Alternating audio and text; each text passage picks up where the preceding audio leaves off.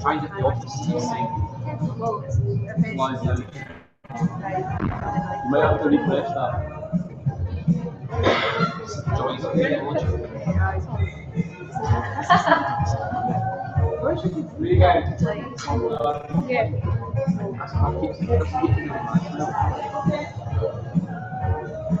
I think it's quite it says committee.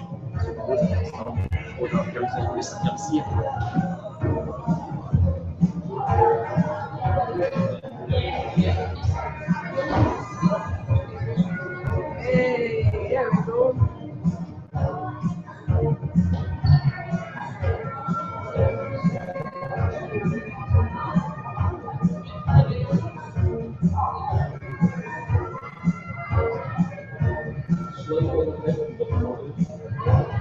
Over there.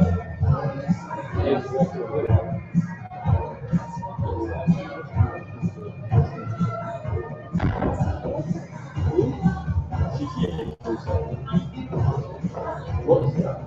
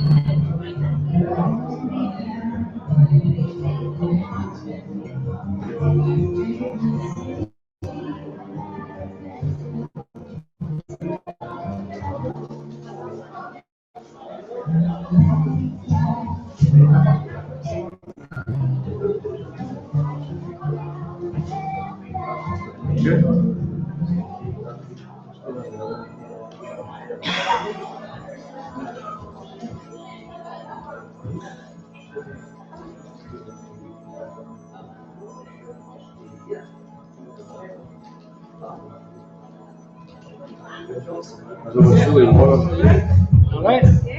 It's up all this technology. It's wonderful. Is that good?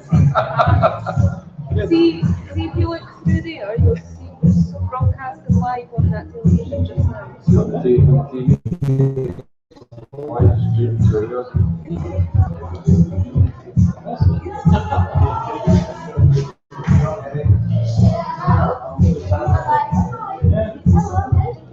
I don't know why I walked out. I walked out.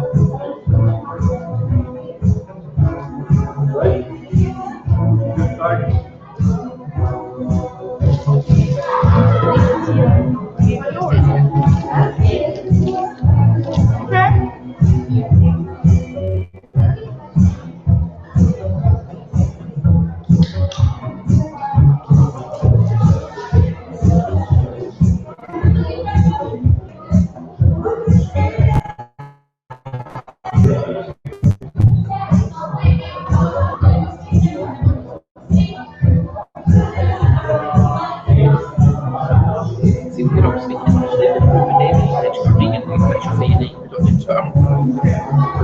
so how important you are. Just speaking the words.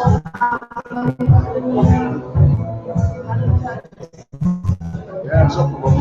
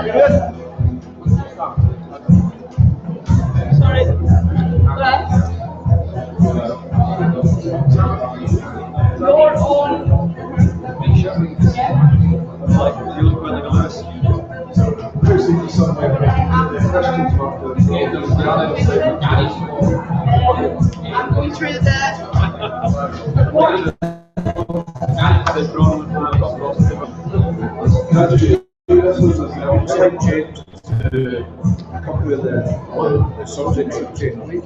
You've grown your budget. I can't understand. You've still got Alison and Kathy and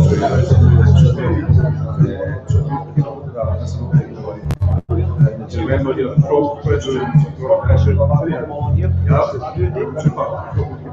Everything else is the same.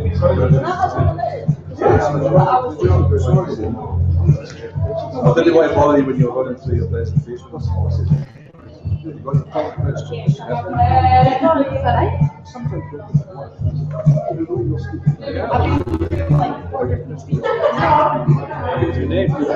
just got back from German.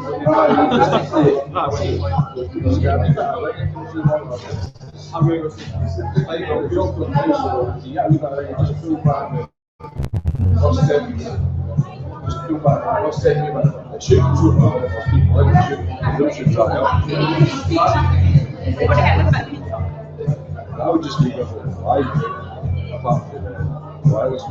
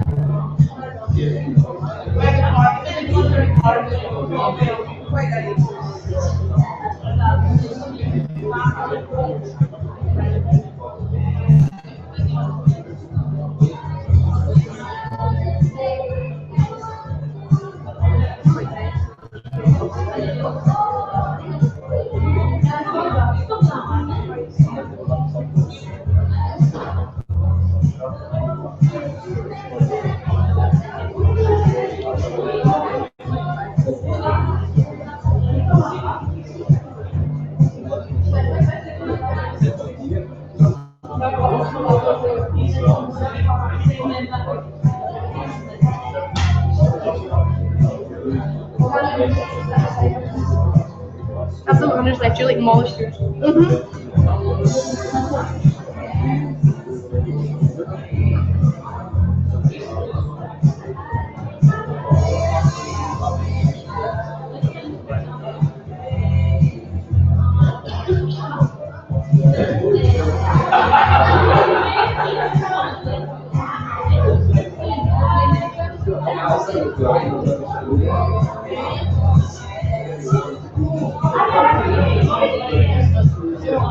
Hi there.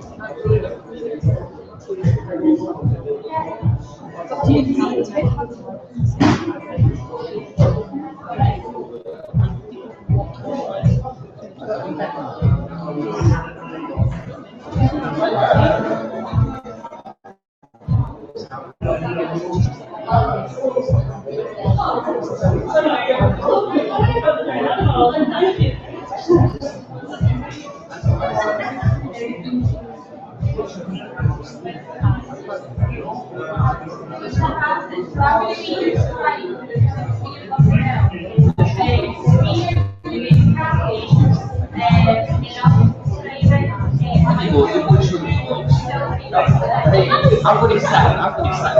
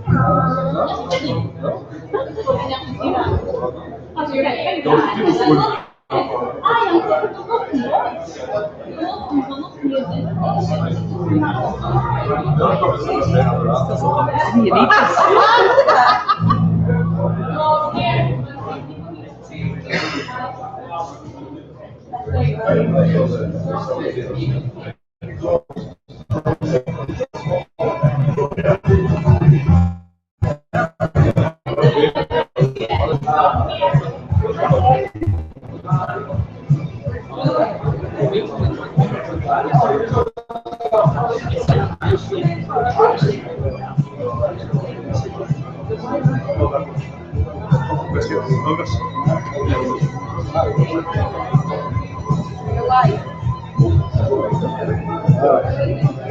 What son you tonight?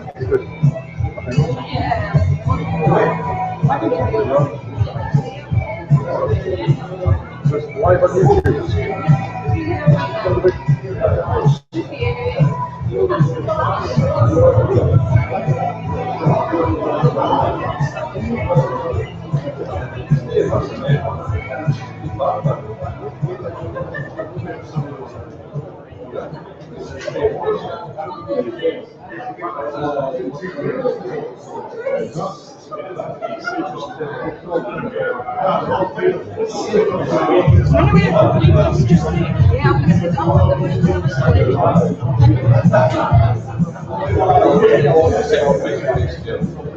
We're using the PC for live streaming, but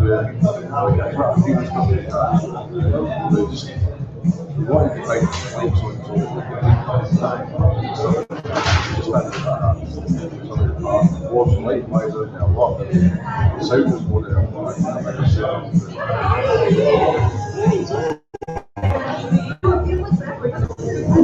Hey George! Yeah.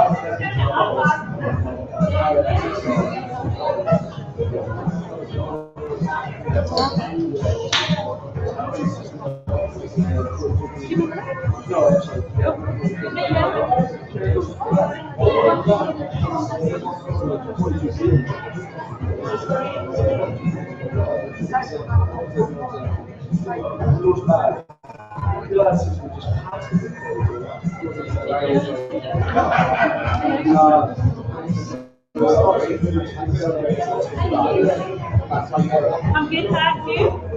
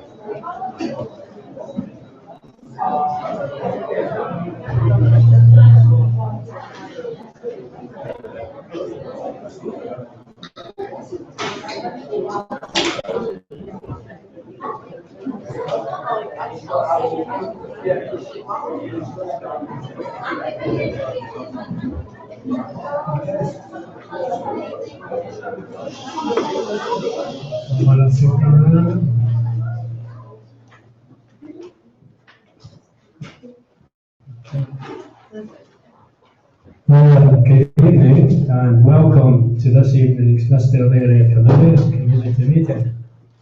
Tonight's meeting will cover youth services in Nithsdale and the Young People's Needs Assessment.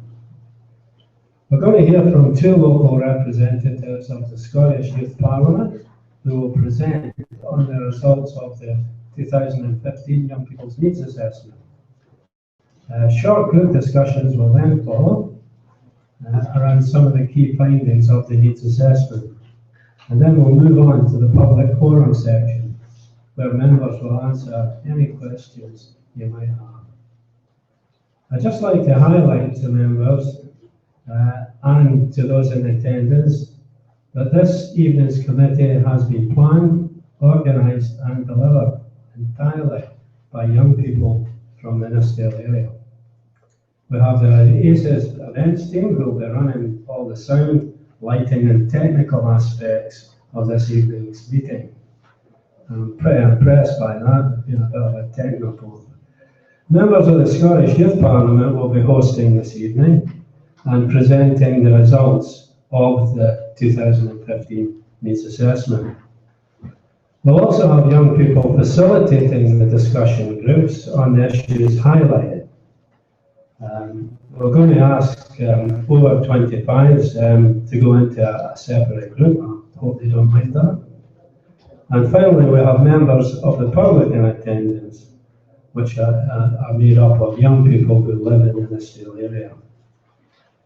We have an online audience of young people who unfortunately couldn't make it here this evening, but are watching and listening to this committee online via a live web stream.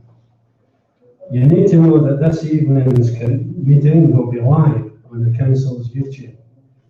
That's as much for members as it is for them. I'll now proceed to the boring part of the meeting, which is to actually deal with the business that the committee has in front of it. So first of all, I'll ask Kirsty, can you give us a settlement and any apologies? Thank you, Chair. And just before I begin, can we, in the event of a fire alarm sounding, there's no planned fire alarm, so if there is a fire alarm sound, please make your way to the main exit that you came in at the front door this evening, or indeed if you're in any of the other rooms, the exits are clearly marked and highlighted. It would also really appreciate it if you could just switch your mobile phones to silent. That would be great. In terms of the apologies that we have received tonight, I have apologies from Councillor Syme, Councillor Blake, Councillor Dykes, Councillor Groom, Councillor Hislop, Councillor Nicholson and Councillor Wood and Baby running a wee bit late. Have you any declarations of interest? None. Then I'll move to item 3, which is youth services in Nithsdale. Members, I'm going to ask you to agree to the format of the meeting as detailed in paragraphs 3.6 and 3.8 of this report. Agree?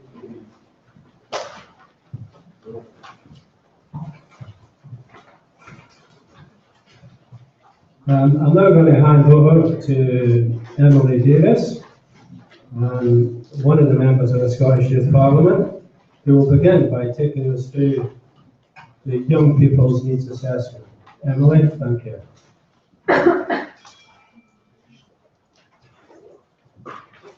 Hello, I'm Emily, one of the MSYPs for Dumfries, and tonight we are going to kick off the evening by presenting the results of the Young Person's Needs Assessment. Every 2 years, Youth Work Nithsdale and partner youth and community organisations ask young people questions about what it is they want to get involved in, what the issues are affecting them, and the ways they would best like support, information, etc. As many young people as possible are engaged with, and in the end, the results are used to shape and ensure that youth work services within Nithsdale are in line with what young people want. This assessment specifically targeted young people aged 12 to 25 who are living, working, or studying within this area. This year, we asked 4 big questions. What are young people currently doing? What are the issues currently affecting you? What would you like to see happen in your community? Where and when's the best time for this to run? Over 1,200 people equaling just over 12% of the youth population in Nithsdale, took part in the assessment that ran from April to June this year. To make sure that we heard a broad range of voices, engagement was carried out online, in groups, one-to-one, in schools, colleges and universities, through youth work Nithsdale services and through third sector youth organisations. So who actually took part? Over 10% of young people consulted identified as having a disability. 0.7% identified as transgender or non-binary. 50% identified and just over 44% as female. 51% were students. Of this, 13% were in either higher or further education. 20% were working either part-time or full-time. 50% were young people not currently accessing youth services, be it council or third sector. There was a good mix of ages and genders, and we found that this year we were engaging more and more young people who are not engaging with services in the area. So back on to our first question, what are young people currently doing? The reason this question was asked was to get an idea for what it is young people are taking part in already. Having this knowledge alongside knowing what young people want to see happen in their community gives us a clearer idea of the need in each area. The top 3 answers to this question for males were gaming, sports and studying, versus the top 3 answers for females, which were going around to visit friends, sports and also studying. The key differences to this are that young people aged 16 plus acknowledge more commitments, such as caring for a family member, working and visiting relatives than those aged 15 and under. We asked young people what way was best to get information out to them. Other than the top answer of Facebook across all ages, genders and circumstance, the top answer for young people aged 15 and under was through schools and colleges. For those aged 19 plus, their preference was email. Compared to 2013, young people are showing a decline in wanting information through more traditional methods like flyers, posters and newsletters. So we know what young people are doing and how they want to be communicated with.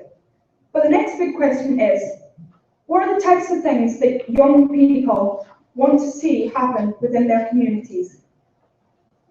The top answers were somewhere to go, socialise and access free Wi-Fi, followed by fitness and sports classes, projects and youth events, mainly music or community themed, creative arts such as drama, music and art were also popular. This changes slightly when you look at the age breakdown. We found that young people aged 19 plus want more support, either one-on-one, housing or employment.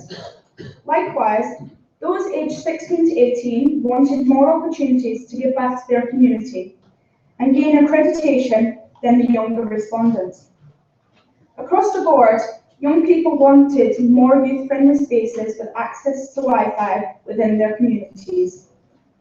Next up, the issues that are affecting young people.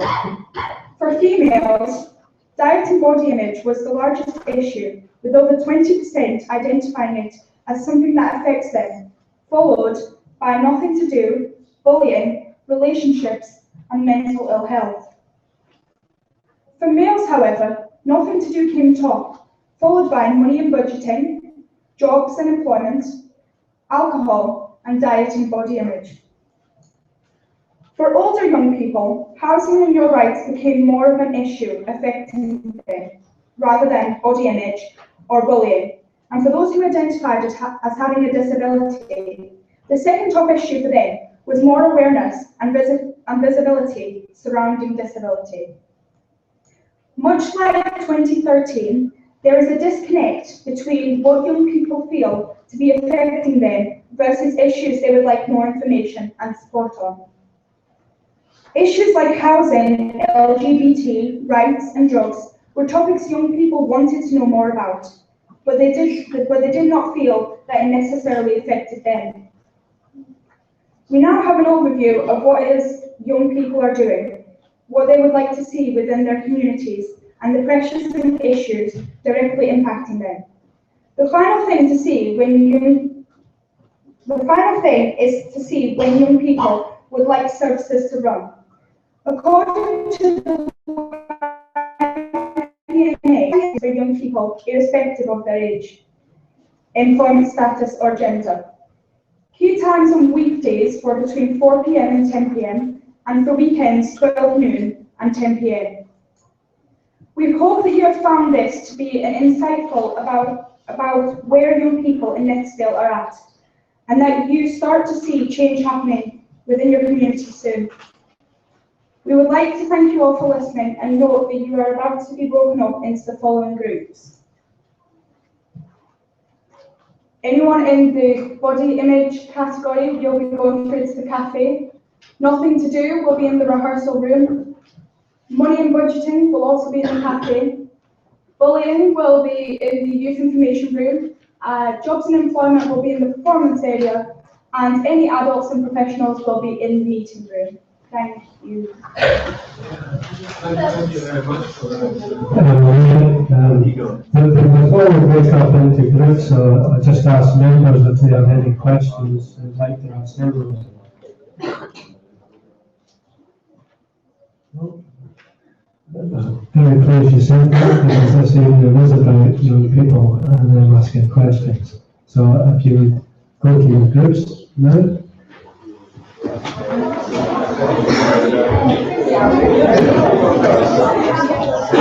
You get my jacket back. I'm going to get my jacket. I think it's that way.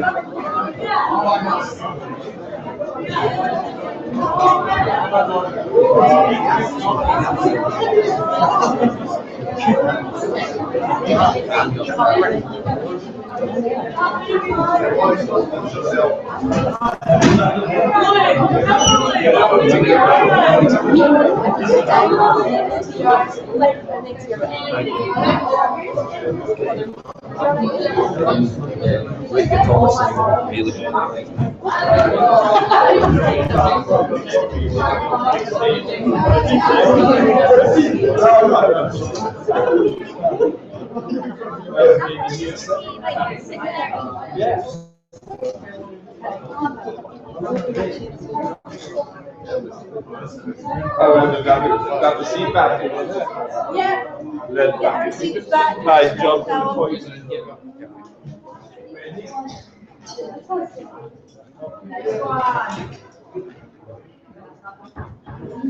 I'll just get the phone trouble.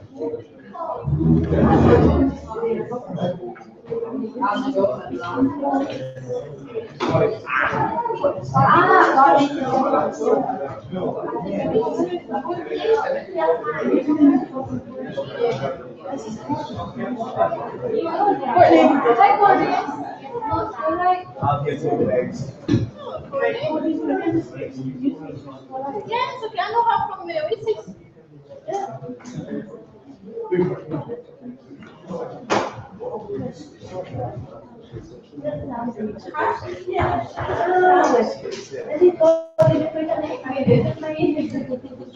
They don't do what I come down to the front. Oh, you make me move. Oh, you're going to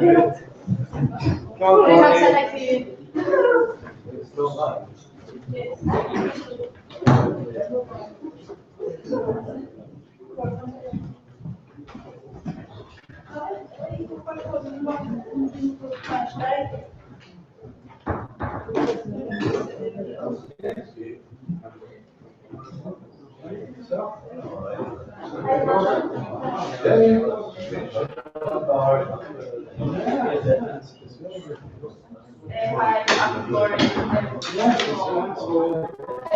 know if you know, today we're going to be talking about jobs and employment. because it came up as like a topic during the assessment. So we're having a group discussion to explore the key issues and why we think that was taught. We're going to be here for about 40 minutes, and I'd love it if you all took part and discuss. So the first question is why do you think this issue is so high in the assessment results of young people? Is why do you think it's an important issue?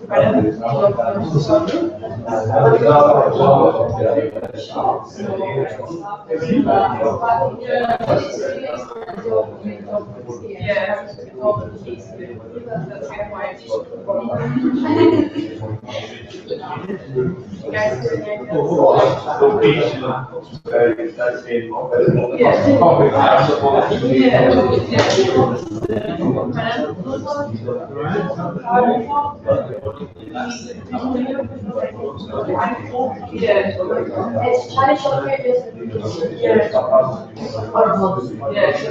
and again, sometimes like you can't work and then you become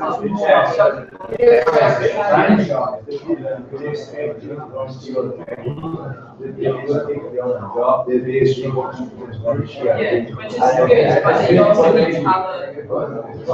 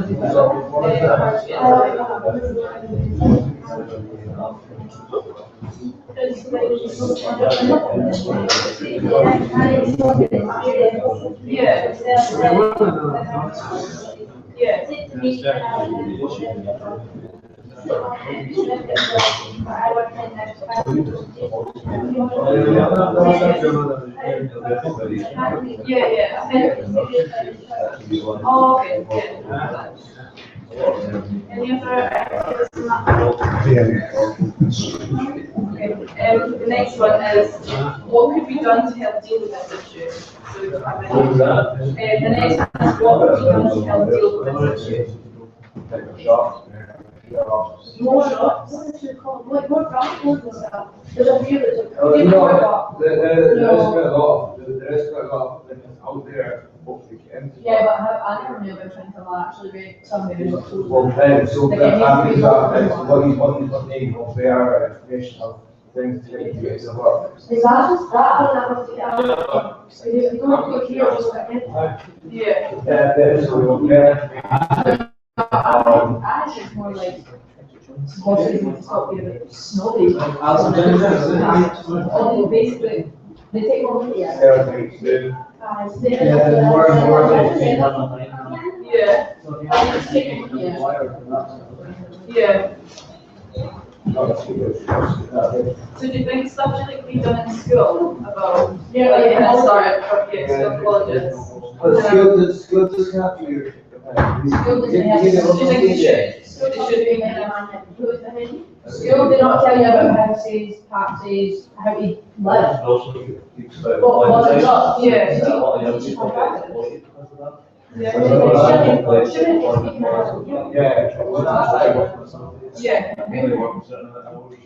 And otherwise, even discrimination. Noticed even just down the road in Newall Terrace itself, there was a shop that was advertising for a Saturday dinner. In other words, it was being sexual discrimination.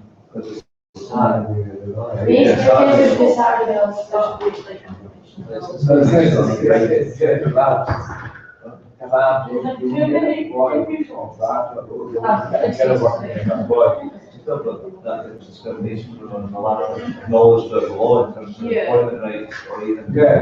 And even then, the other girls get paid by hand, they get paid by this, so someone who's like my age, especially some 21, working in a tickle shop, they're £10 per night.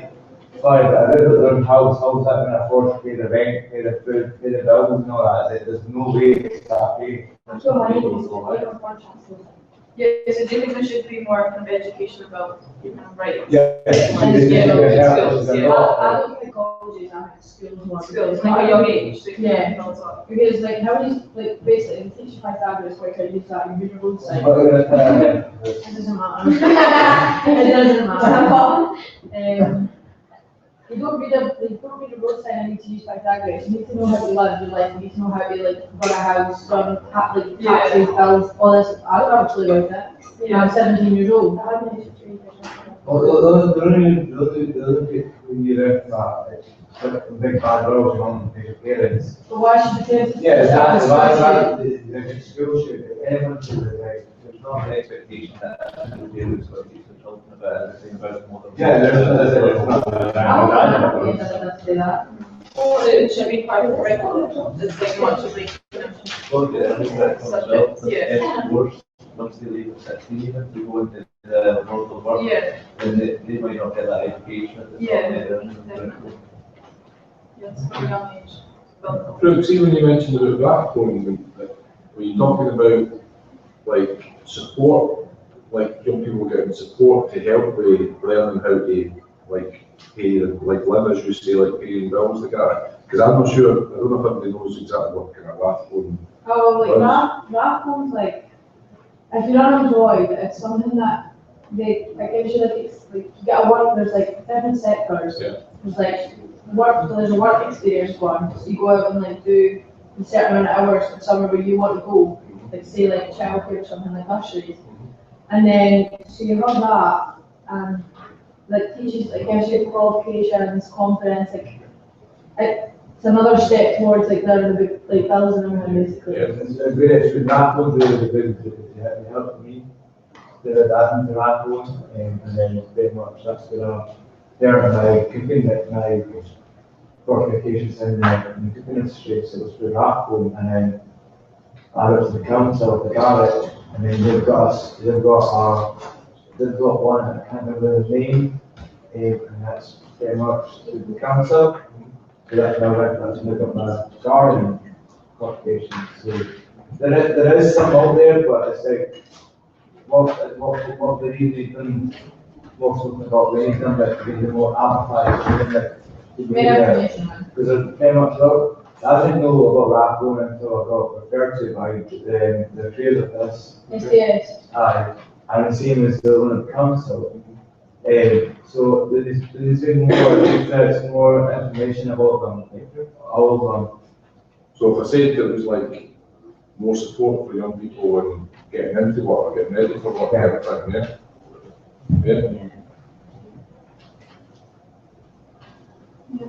That's definitely important. I'm at school just now, like we don't really talk about stuff like that, about jobs and stuff. It's just like the actual subjects, and it's kind of after school they don't really talk about what to expect then. That's really important. Any other that one? No, that was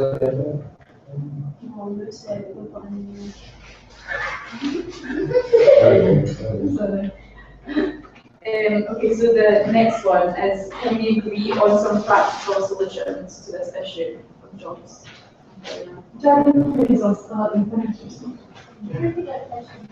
Yeah, can we agree on practical solutions to this issue? So how do you think we can help? Sorry. No, no, What a website that promotes the likes of all these opportunities for young people, job opportunities, and that type of thing that can promote it universally to different schools as well as social networks, and it gets updated regularly. So all the schemes and work experience placement opportunities like that on a like council branch website that it's well promoted and a lot of young people can access that through bulletins and things like that, just so you can get a lot of rather than the normal website or loads of different separate social media pages. There's still kind of one universal website that promotes from everywhere, even if it's just trusting everything like that, and maybe that would be better. So do you think it would be better to have it online rather than something printed out? Would you prefer that? Well, what is the short shape? We can't see it. I say both. So I say both. Our generation is all like, Our generation is like we don't fair enough to go Facebook and that. But are we really gonna like search up on website and stuff when we get older, when we're like doing something? Yeah. I'm there. And there might also be people that can't access computers, so I think it'd be important to have both. Yeah. But what do you think of website? Do you think it would work? Or would you? I think it's hard to send people. Yeah. No. But not anymore. Website, You got I think that schools because the schools like students. Yeah.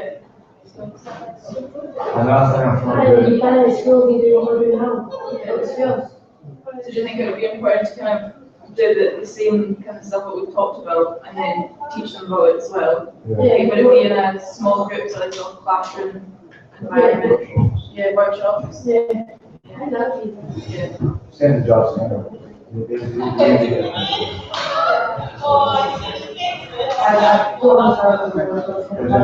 job center, How much that is set for body, next money. What's your experience with it? my experience, well, I've been signed up for 2 years, and they say they help you, but I'm sorry, but it's not right. I don't know, I just spoke to people there, just telling me, oh, I've got a course on it, but this, and that, this, why didn't you go for this?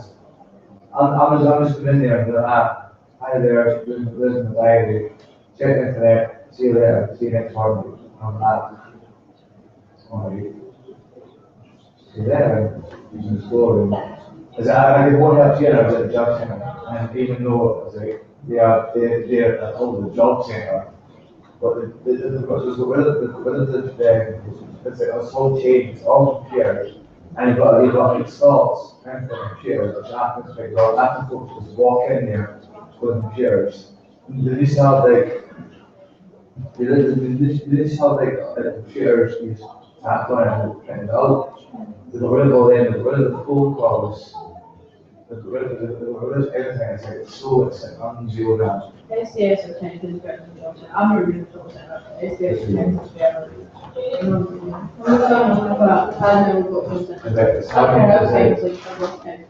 Providing support to young people that are actually students at the same time.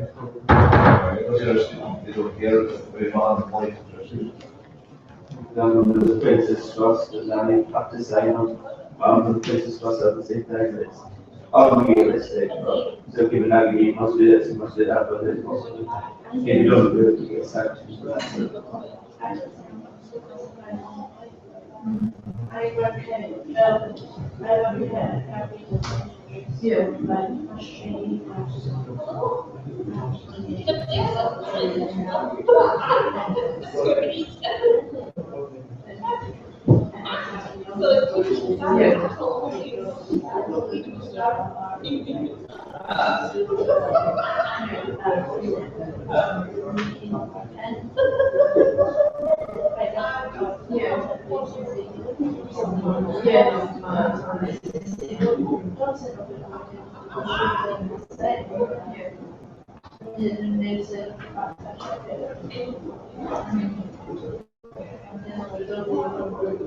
Yeah, no. I go to a conference. It's like, so you go, it's not what you know to. That's right. It's like, some companies are talking to work and talking about, like some companies are talking to. Work for that, the name. So you need to get apprenticeships to make it. And I I have have this good. meals like that. That being overall, I don't know training. like, what they need, and for a job, like, you know, that's also steam, so we're overall. Yeah. That's what I'm saying. Yeah. So, I was overqualified for it, so. Then there's, the overall, I would say, two of them,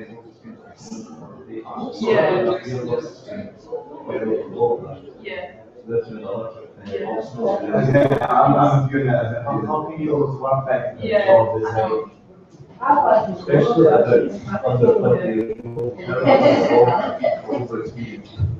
or you raise, or you raise it to high to website. And so back to that thing, I need a job with experience, and that's I've applied like jobs around something, like to have my job for. So it's like go to camp and work experience and done this before. Other skills they can do.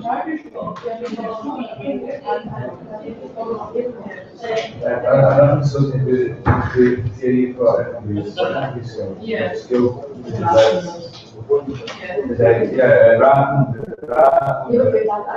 So skills, these are all interviews, right? I hate interviews, right? The first, what more can be asked about more interviews.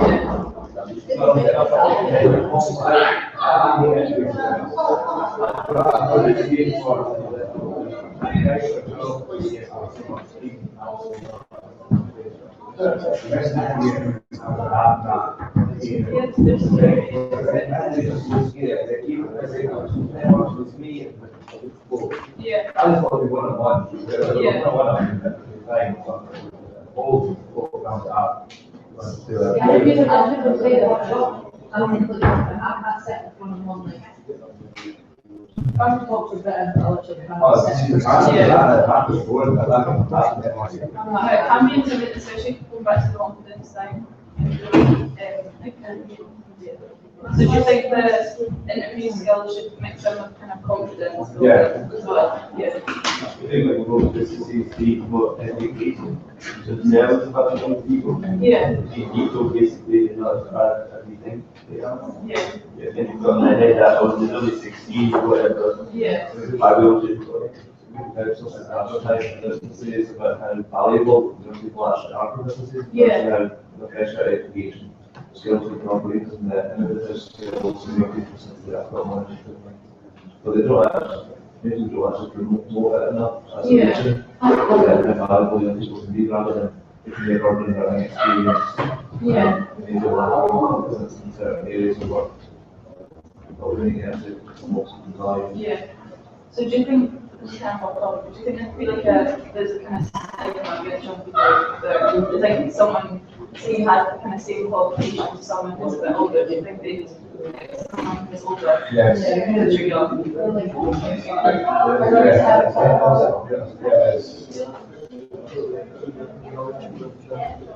Yeah.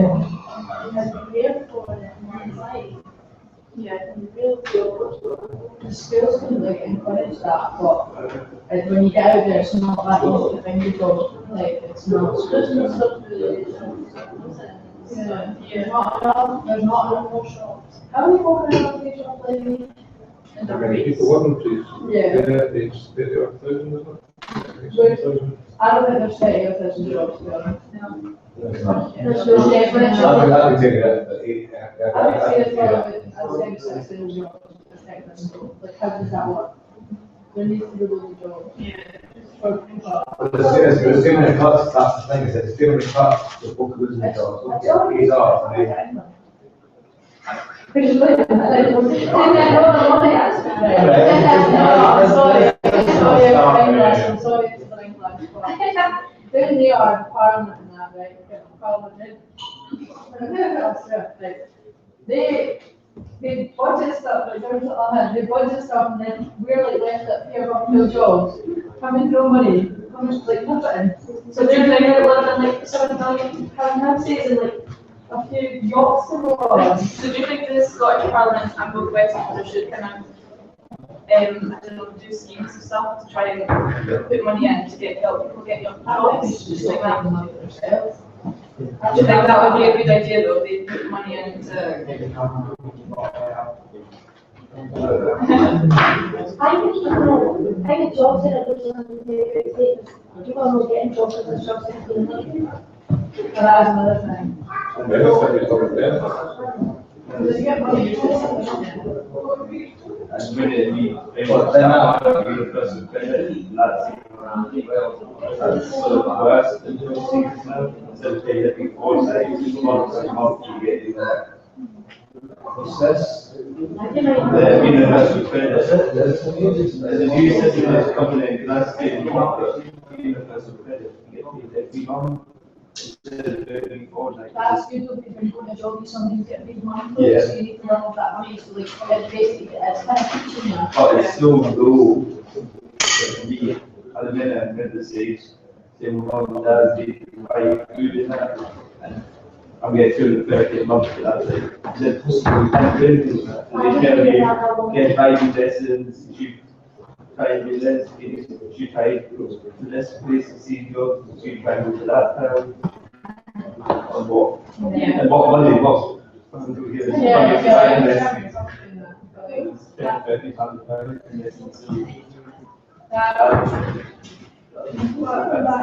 is technically kind of teaching you to try and, because when you get a job, like say she's got a job, she's looking at 250 a month, like sometimes she won't even get that. Like it's teaching you to like, you got to keep it for your job, you go to the world of work, you get paid once a month, you have to live with that once a month, there's no way you pay that every 2 weeks. But the problem is, they're not giving you that, say, you're going to do driving lessons, or say, there's a job and you're not going to get something, you spend more money on that, you don't get a job.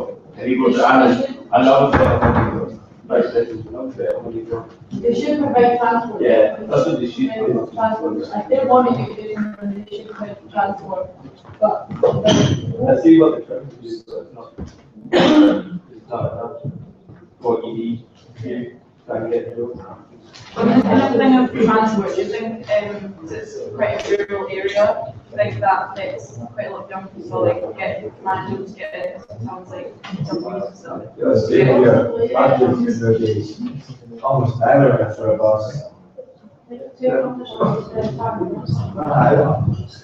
that maybe to get a lot of like younger people that are maybe still in school and stuff like getting a job, like the concept of transport?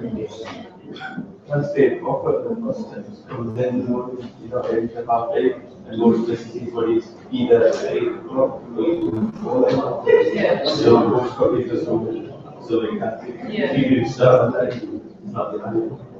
Yeah. I can't see either on the I mostly should be clean, then I'm kind of arguing myself here. I know, because the cost is, you know, driving is money, so. I think you're very well with it. Right. I think related to that. I think related to that. I'm not very sure, I'm not that's what situation. So do you think that you have kind of like I think one of the and then he goes to that. They're initially like just conference, so like kind of what you think. do you think also having a mum and see your mum and dad like know someone might can also benefit you? It's really no need to know where you go. Yeah, it's really no. That's one of the things. There's no way to go to see you.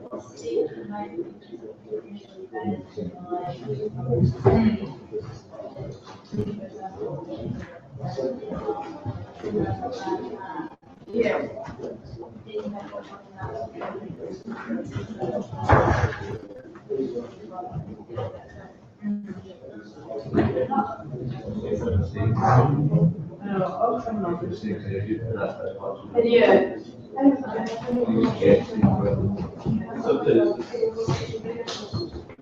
School is better, that's it.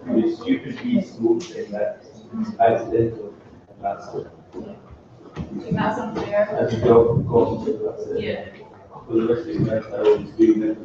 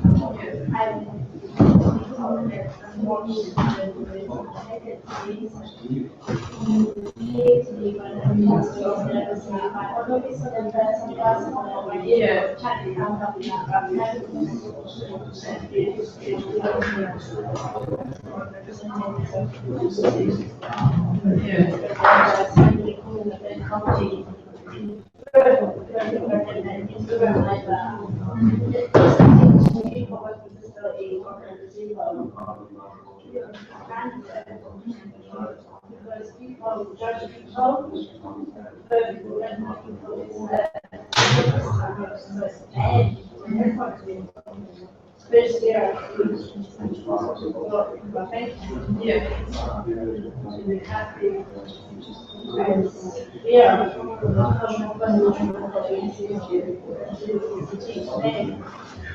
don't be free. It's just getting a job. Yeah. And then that as well. I'm getting changes quick. Yeah. And happy, I have. And that's based,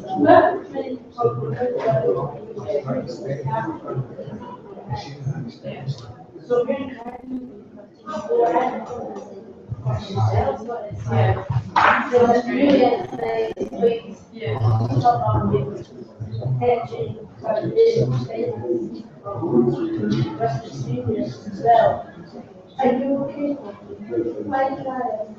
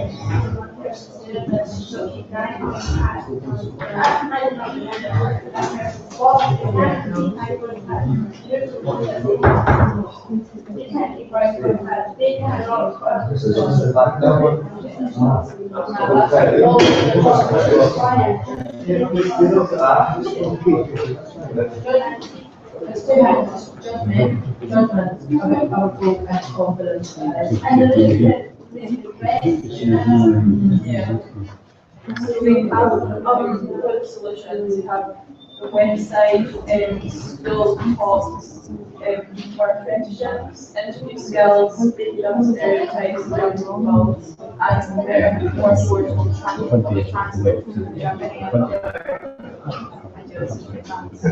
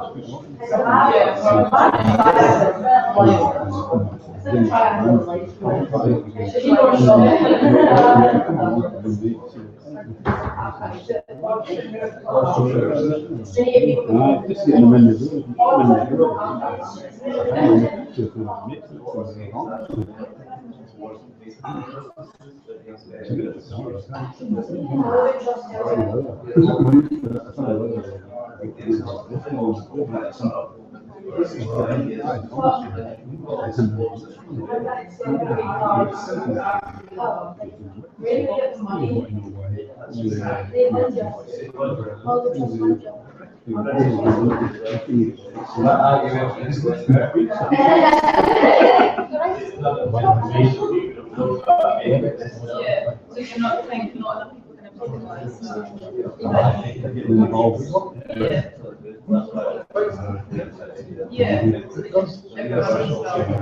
people can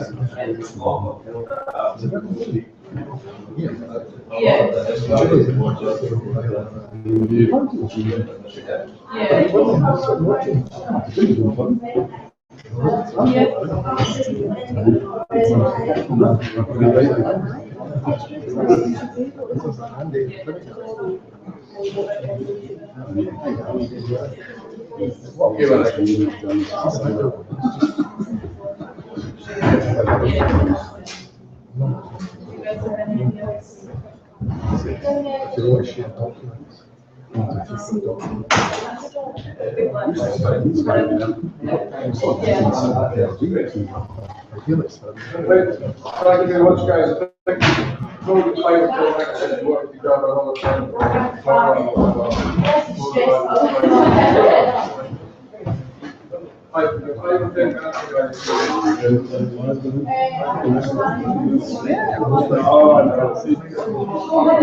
I'll just stay up there, you can see it.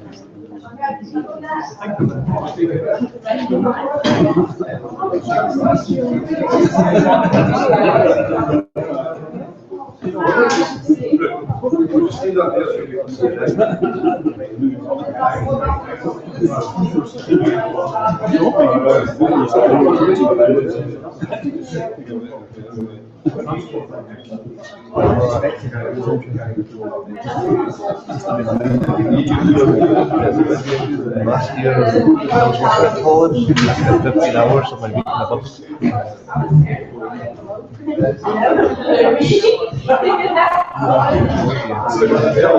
you don't get the bus, then that means you get in trouble for work due to certain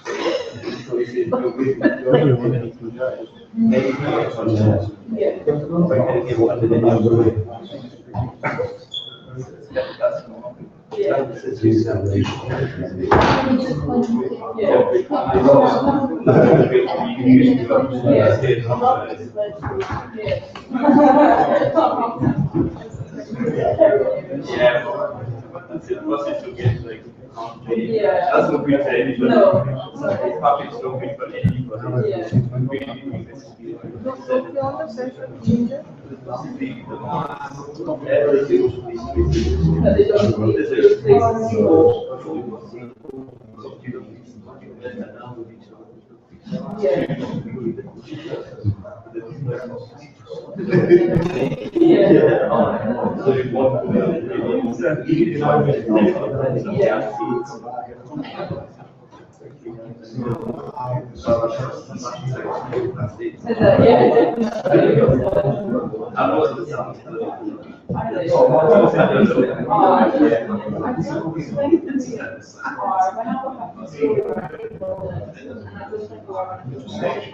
It was very close, but I don't think it really made it.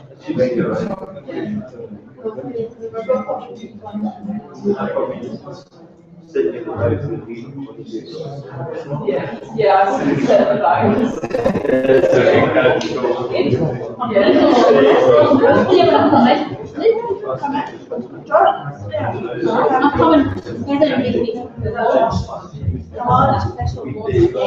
I know, and if you work,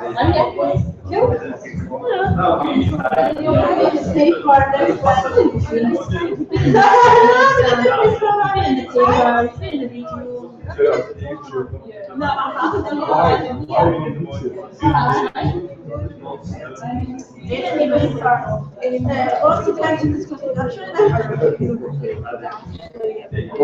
I still get nervous. Yes, I will. It's a bit happy. So what you want in there for the evaluation? This year that is basically Or do you want them out now and see? it's all done instead of instead of a questionnaire, we've done it all on the board for the right Oh, so it's right. Let me double check what we can. Definitely, we're all going to go that way rather than that way.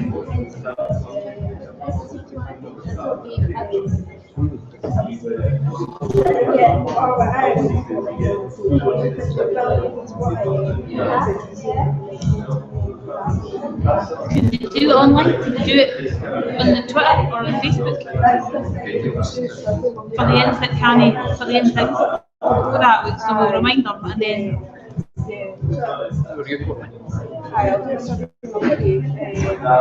something maybe but they can either like or update them or something.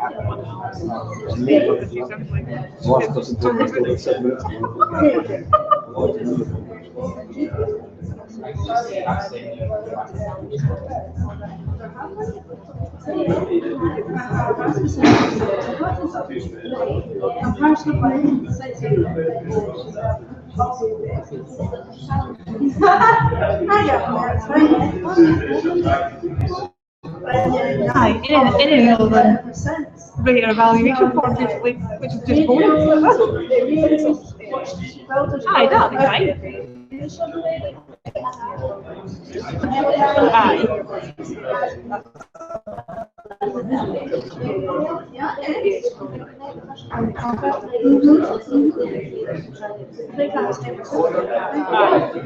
Well, the ones that I've got to hang about are local there, like, right, we'll never get confused.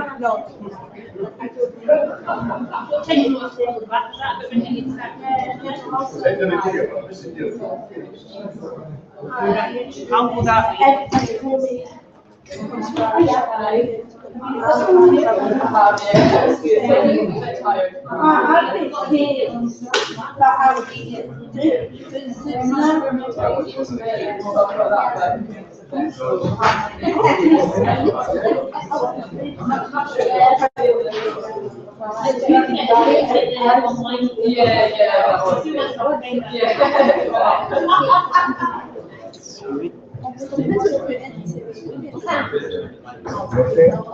You sure?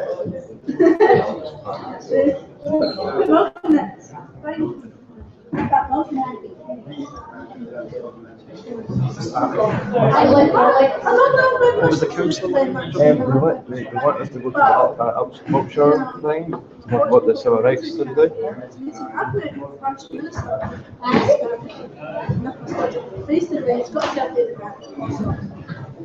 Just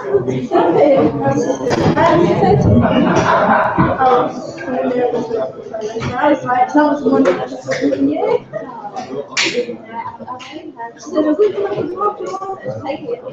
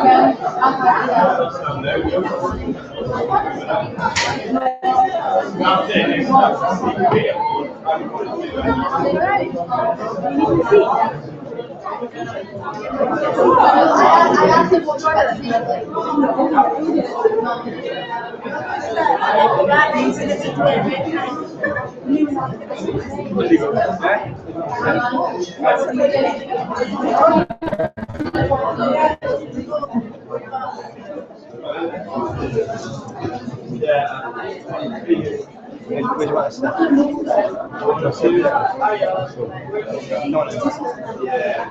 not just we're happy with the extreme, so it's we're happy with the minus.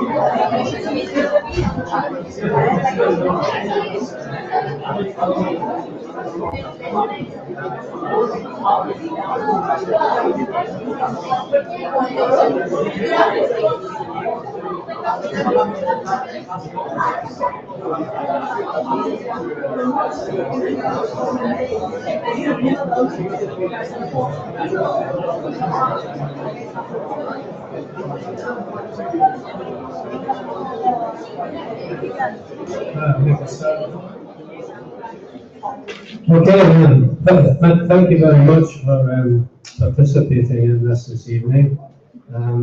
And before we go on, I'd just like to tell you that the feedback from the discussion groups will be made available as an appendix and online.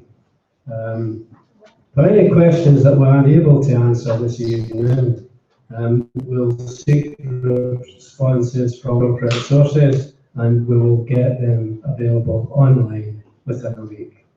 At this point, I'd just like to hand back to, I think is it Emily or is it? Right, okay. So would you like to come on and give us the next part of the proceedings? Thank you. Oh, I'm Lewis Douglas and I'm the MSYP for Dumfries alongside Emily. Next up, I'd like to introduce young people from each issue-based group to feedback their key points. Firstly, I'd like to introduce Brooke, who's going to feedback from the Jobs and Employment Group and then tell us about her experience with RAFCO, a support organisation for young people.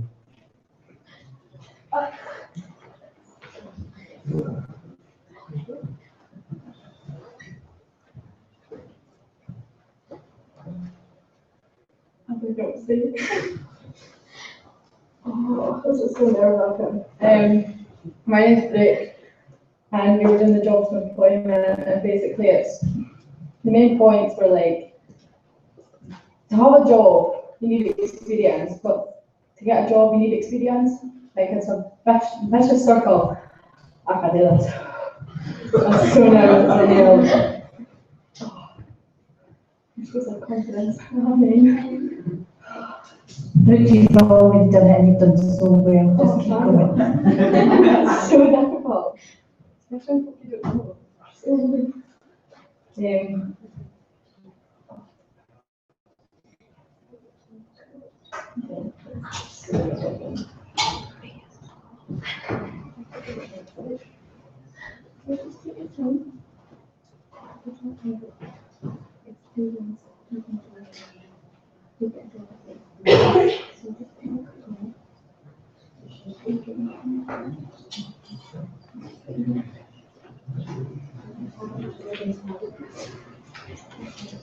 Right, so what Bruce was saying was that it's difficult sometimes, it's difficult to get a job because you need to have work experience or have some experience to get the job, but then you can't get the experience without having a job. So there's difficulty there. But Bruce involved with an organisation called Rathbone, and can you give a brief overview of what you've done with Rathbone so far, or what it is that you're about?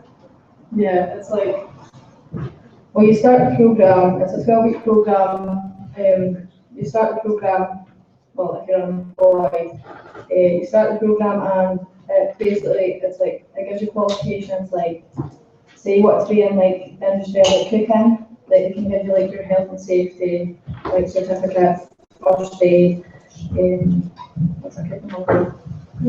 Hygiene, food safety and everything. Like teaches you about confidence, which is not really good. But, one of the sectors that they do is you get a work placement. So if you want to be in like cooking, you can try and get a placement in like a restaurant or something. So you learn from other people. You start working with people that you don't know. And what do you think one of the biggest issues for young people is in terms of jobs and employment? Is it that so there's not enough jobs in the year? No, there's not enough. It's like there's like 30,000 people in Dumfries and there's like, I'd say roughly 6,000 jobs. Like it doesn't work out evenly. So from the group discussion, what did you think done to change that? Like stuff like that, like it's not really put out there.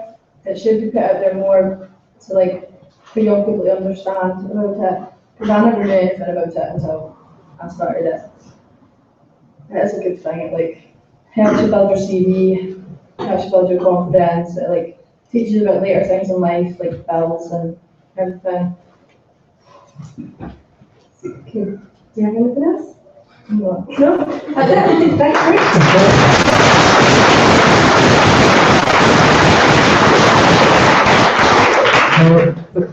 Thanks very much for that, Luke, and I think you want to see you doing quite a lot of confidence as you were on. It can be somewhat daunting, when you're speaking in public, but I'm sure the experience to meet, will help you in the future. So thanks again for that. I think the room does need another round of applause.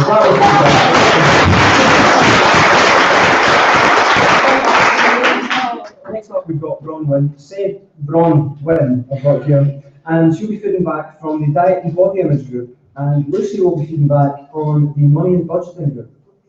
They're then both going to speak about different projects and they're involved in the surrounding issue of diet and body image. Thank you.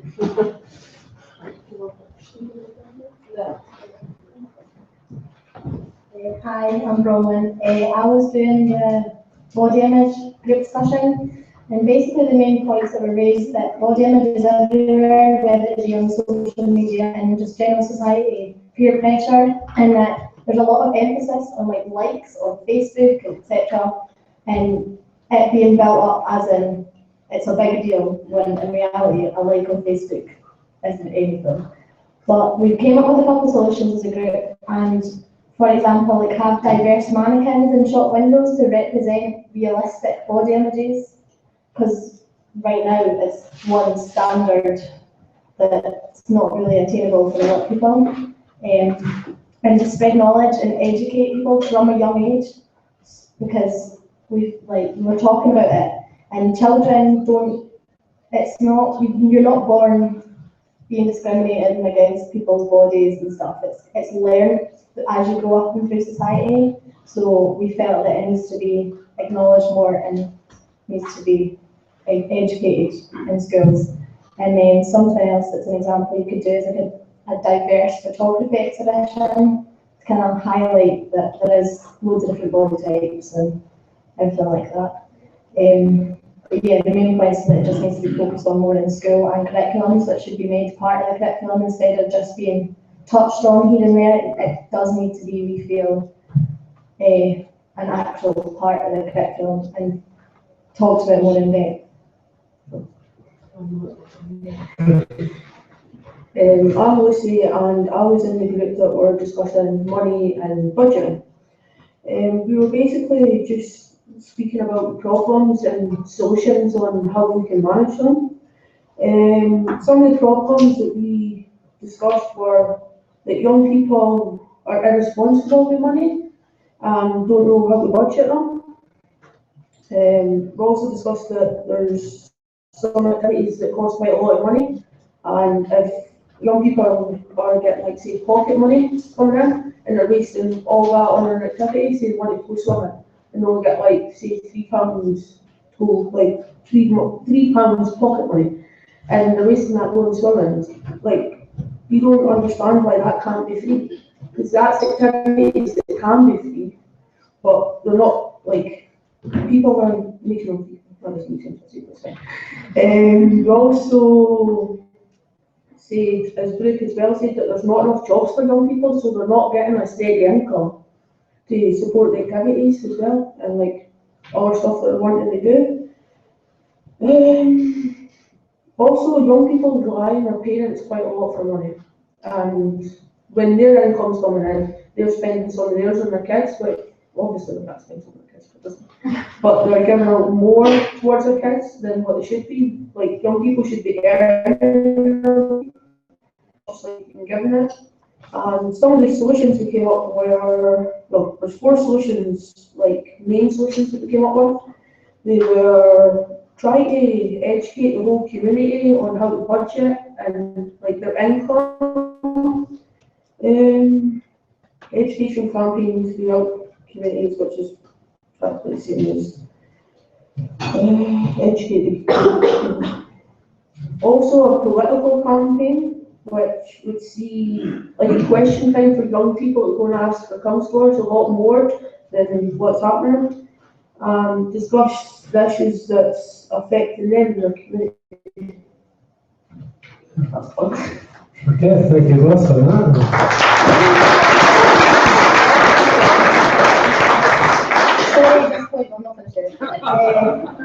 So a project I've been involved relating to body image is the World Wonka, some reason I heard about it. It's basically an interactive drama experience for young people based around the issues of young people in the Nithsdale Gallery. We consulted young people throughout the process and found that body image was one of the main issues for young people.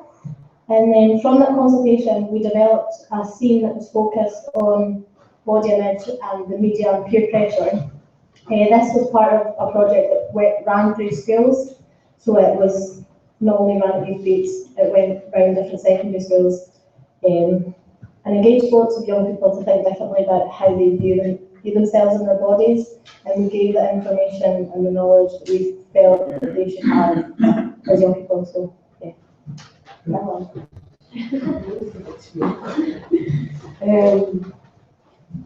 I was involved in the Fit Factory, which was a fitness class which ran here in Oasis on a Thursday every week from 4 to 6.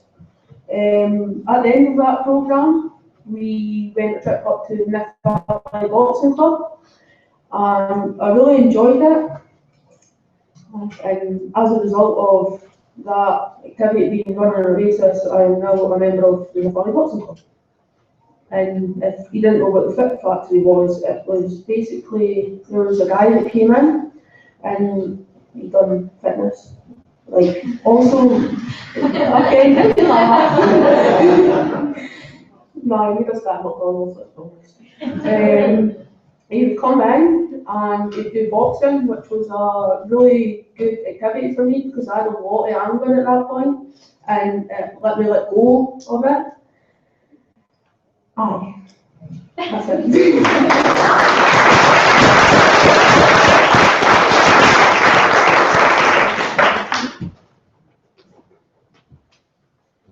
Now, finally, I'd like to introduce Michael Girling from LGBT Youth Scotland, who will be telling us about their organisation and also feeding back from the bullying discussion group.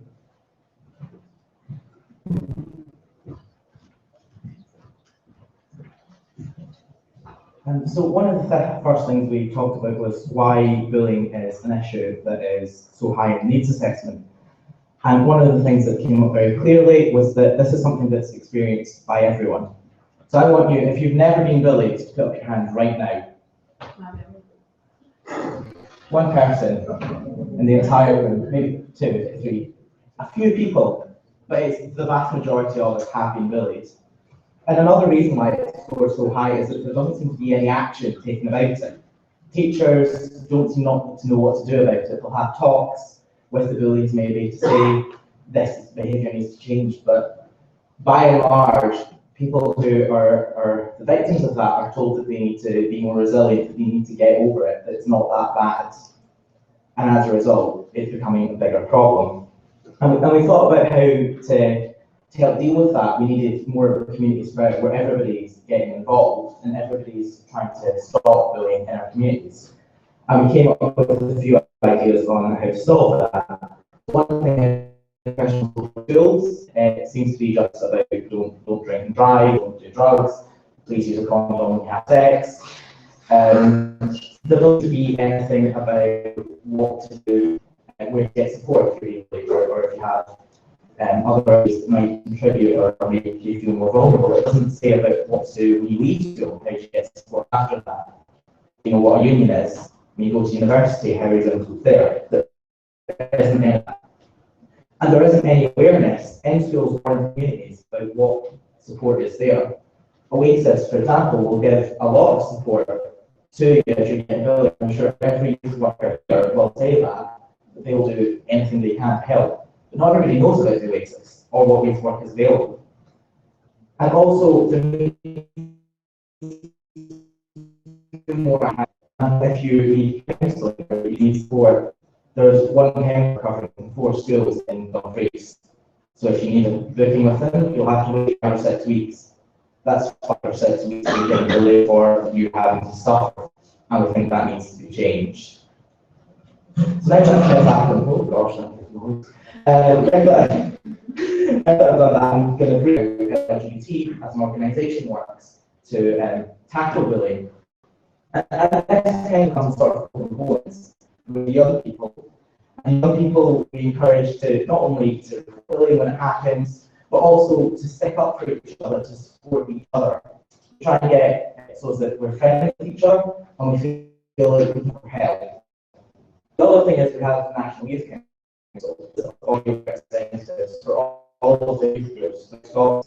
And if you're not confident enough to take a problem or you want to sit in with you to talk about things, those reps, it's peer support to do that.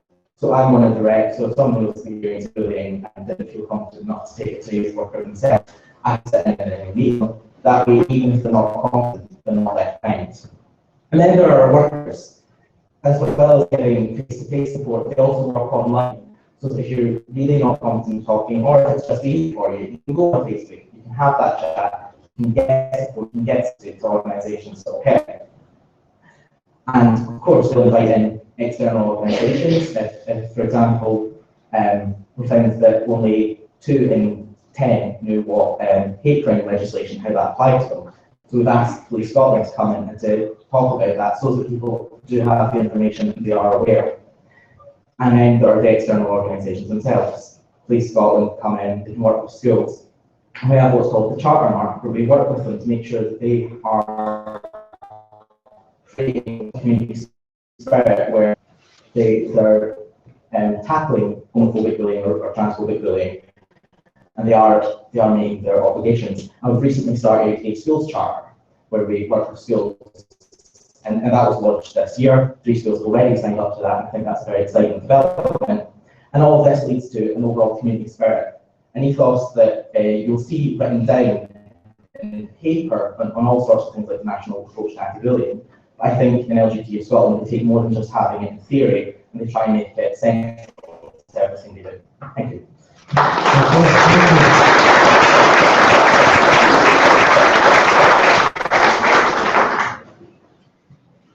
Right, I'd like to thank everyone for taking part and feedback about their experience. I'd like now to hand back to the chairman, Ted Thompson, as we move into the question and answer section of the evening. Thank you very much.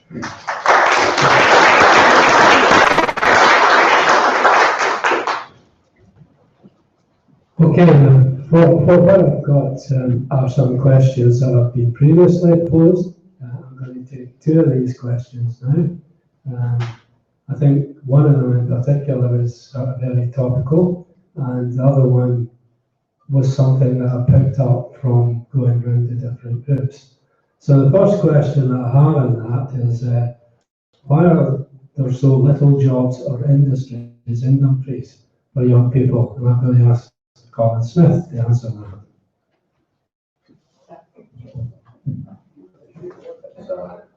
Thanks very much for that, Ted.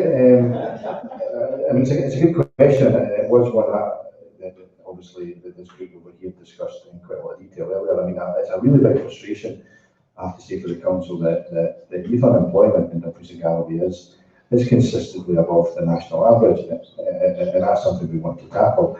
I mean, we all know it's a tragedy for any young person that finds themselves out of work because they can't get by in life. But the reality is that it's a big tragedy for the whole region, because businesses right across Dumfries and Galloway lose out on a whole host of talent if we do have young people out of work in the region. So it's something we do want to tackle. I think that there are a whole host of reasons why there may be fewer job opportunities in Dumfries and Galloway. We're quite remote from the cities. There are fewer big factories, big employers in Dumfries and Galloway compared to, say, Glasgow or Edinburgh. We've seen a decline in a lot of the traditional industries. And I think one of the person in the group over here, I think Eddie Brook, actually raised the fact that there weren't enough shops in the high street, for example, and we have to compete with online shopping now. Even as many bookshops used to have in the past, people buy things online. So there's a whole host of reasons and changes that probably mean there are fewer job opportunities than we would like. Now, we can simply accept that's the case, or we can try and do something about it. And as a council, we're really determined to try and do something about it. We recently set aside about £3.5 million a year to deliver what we call the Youth Guarantee. Now, that's a guarantee to every single young person in Dumfries and Galloway, either of a job, a place in education, or a place in training within 4 months of either leaving school or finding yourself unemployed. So that's an absolute guarantee that we want to give to young people using that. What we're going to do is, in practical terms, well, for example, we'll fund a local employer to take on an apprentice, for example. So we, as a council, will pay half the wages of that person in a local company, because one of the challenges we've got locally is the number of small businesses, and it's often difficult for them to take an extra person on. As a council, we've employed somewhere in the region of 250 apprentices alone in the last 5 years as well. Another initiative we have is something called the Young Entrepreneurs Scheme. I don't know if many people have heard of that, but that's a scheme we've got to support young people to actually set up their own business. Since we established that in 2012, dozens of young people have set up businesses on length and breadth of Dumfries and Galloway. So there's a whole, I could go on and list a whole host of initiatives, but I think one of the issues we've got, and it was a point that I think made about Rathbone, there's an awful lot out there, a lot of support out there into employment and to help young people set up businesses. And I think there's a big piece of work to make people aware of what that support is, because I suspect a lot of people aren't aware of it. But we're very much on the side of young people to get young employment. And what we've done is we've set a very clear target that by 2020 we'll have, at the moment we've got youth unemployment higher than the national average, but by 2020 we'll have the highest rate of youth employment anywhere in Scotland, and that's the ambitious target we've set, and we're determined to make sure there's enough support there to make sure we deliver that. Thank you for that, Colin. The next question relates to transport, and there were sort of three questions around that. Why are buses so expensive? Why don't they run on time? And why our train times not aligned to some of the bus services? And I'm going to ask Tom McCarthy to answer this. Tom? Thanks very much. Can I just say on the question of the buses being expensive, obviously that's something the council has no control over within the police here. These are commercial services provided by Stagecoach. They determine the routes, they determine the times, and they determine the prices. I think somebody raised a point about the price of fuel going down. The price of fuel is only one part of the cost of the service. You've always got wages, the buses themselves, which are £100,000 a time, so depreciation on them, there's maintenance. And in terms of buses, then they don't buy petrol like you or I would at a petrol station. They're buying or diesel. They buy the fuel 2 years ahead. So the fuel they're using today was bought 2 years ago because it's what they call hedging. What Stagecoach will now be doing is buying fuel today that we'll use in 2 years' time. So the price of fuel, although it drops from the domestic consumer, Stagecoach is like airline, they don't buy today's price, already bought what they're using today. The problem is there's supposed to be competition, but what you find here, what we had at one time 10 years ago was 15 bus operators from Crease and Galloway, Stagecoach and 14 smaller ones. We're now down to Stagecoach and 7 smaller ones. What does happen, what the market was supposed to be, Stagecoach and the other major operators written up on them and they don't know each other. That's one of the problems we've got. So we can't really do anything about the pricing of buses on the commercial routes. In terms of buses never running at the time, there is a complaint system there because every bus service is licensed by the Traffic Commissioners for Scotland.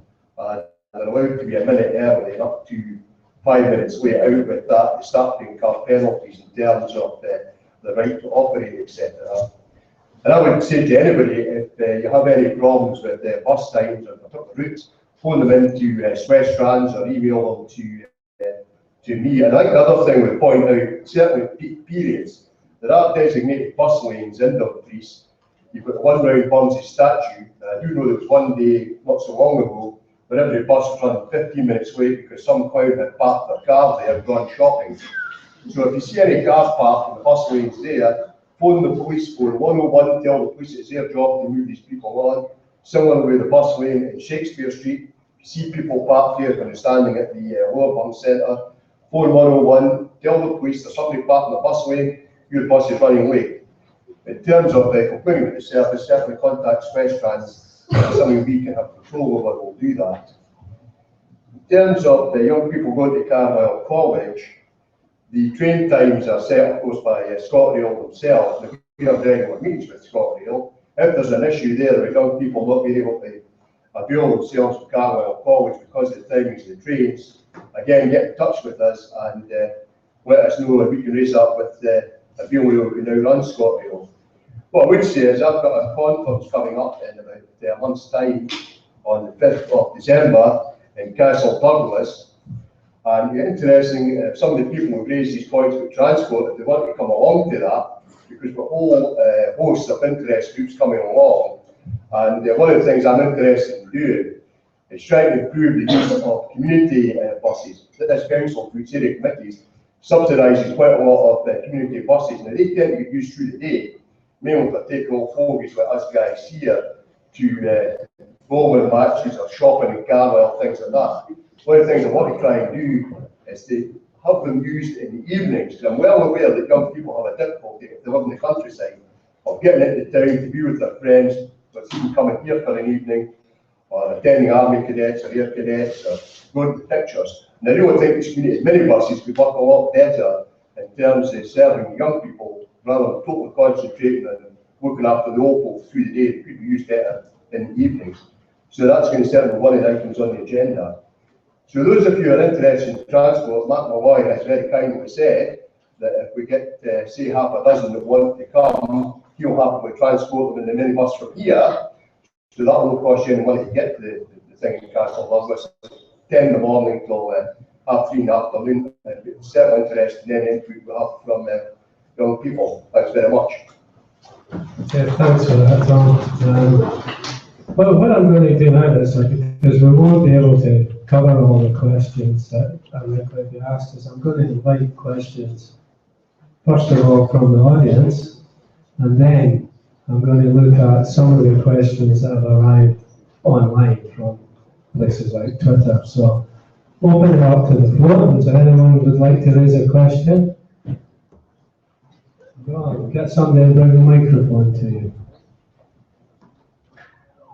Can I ask the councillors, can they name any youth organisation or youth group that operates outside of Dumfries, and do they think that that should be improved?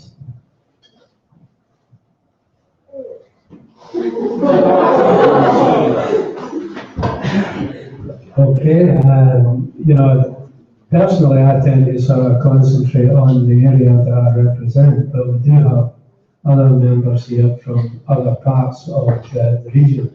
Not like Abbey Ward, so Robert, the other members say no? I'm trying to get this right way around. I think it would be no and yes.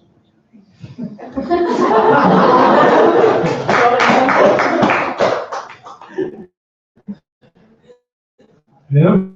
There is a lot across Scotland called the Young Farmers Group, and that's based in Annan, it's based in Upper Nithsdale, it's based in Future Young Farmers, and Stranraer Young Farmers, so they're quite a progressive group as well. That's the youth organisation. Unfortunately, I'm not in that age bracket any longer, but there is a number of people in this Upper Nithsdale Young Farmers Group, so I recognise that's the going group.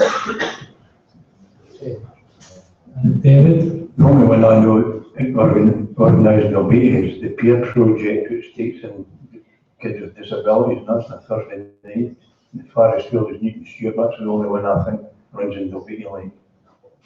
Yeah, thanks for that, David.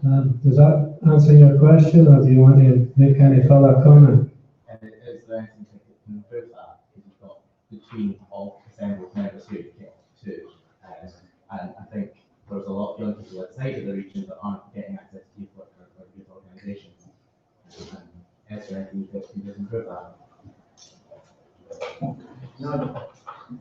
I think it was Maurice brought the question up. Should be individuals started, or should be a group start the club and motivate yourselves through there to get the group started? I think Maurice brought the question up in the faraway room. Is it just, do you rely on one person to start a club? Or should it be a 5 or 6 to get together and start it and move from there? I think we have organisations within the council, particularly with community learning development, that can help with that. But the point's well made from David there, that for any kind of group to be successful, they have to do it for themselves. This is an enabling council. This is one that will help you to get where you need to go, but you actually need people to do it. What you find is that if you actually get it as a service provided by the council, that quite often it falls down because the interest isn't there. We don't address the wishes or the needs of that particular group. So again, what I would stress is that if you do have groups in other parts of Nithsdale that want to do something, you know, contact somebody in CLD, contact your local councillor, contact me if necessary, and I will try and help. Thanks, Deb. The number of commission services in the council and the NHS Joint Commission are as an example. But that's certainly quite specific problems people have. I'd actually like to find that out, Michael, because I know that there are a number of the sports governing bodies who actually put a lot of time and resources into Dumfries and Galloway working with the council. So there are target sports we have, so there's loads of external bodies that are actually working with us. It's just when you spike the question and try and find the answer, I think if we had some time, we could write down a good 10, 20 or even 30 such organisations. I know the SFA, for example, Scottish Rugby Union, Newall Terrace Association, Athletics, Scottish Swimming. They've all got a football in Dumfries and Galloway and supported by the council officers at the same time. So there's loads there. It's how do people get signposted to it, how are they aware? And actually, what's coming across for me is the biggest problem is how do they get to those? If it's at 7 o'clock in Farm for the Rugby, for example, and you're living in Lochside and you've got no money, how do you get there? You've no way to get there, and I think transport is the biggest problem for lack of access. Yeah, thanks for that, Andy. Do I have any other questions from the audience?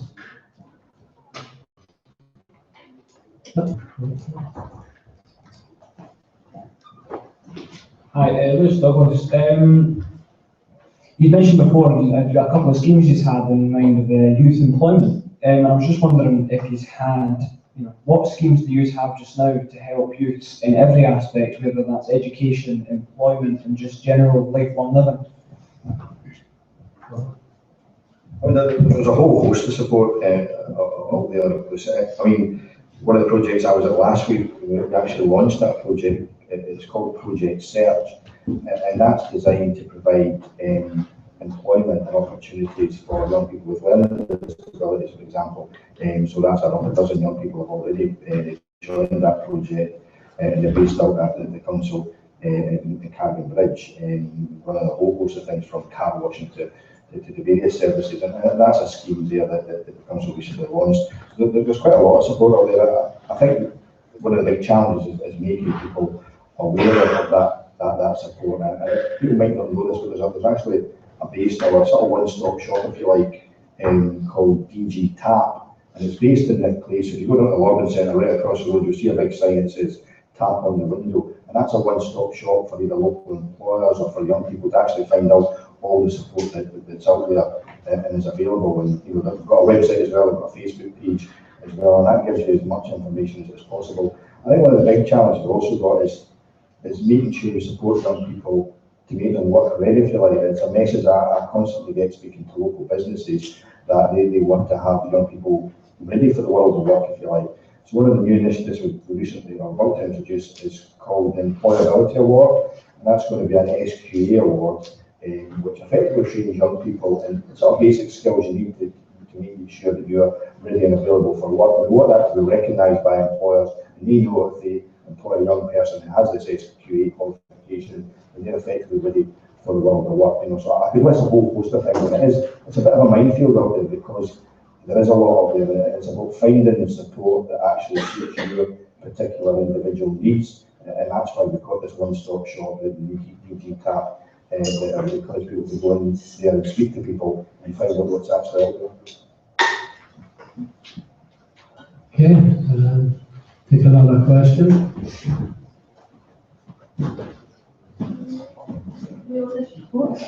Okay, we were discussing money and budgeting. Why isn't there an emergency fund out there for young people when they go into debt to help them out? Because at the minute you need to gain over £5,000 worth of debt to actually get help.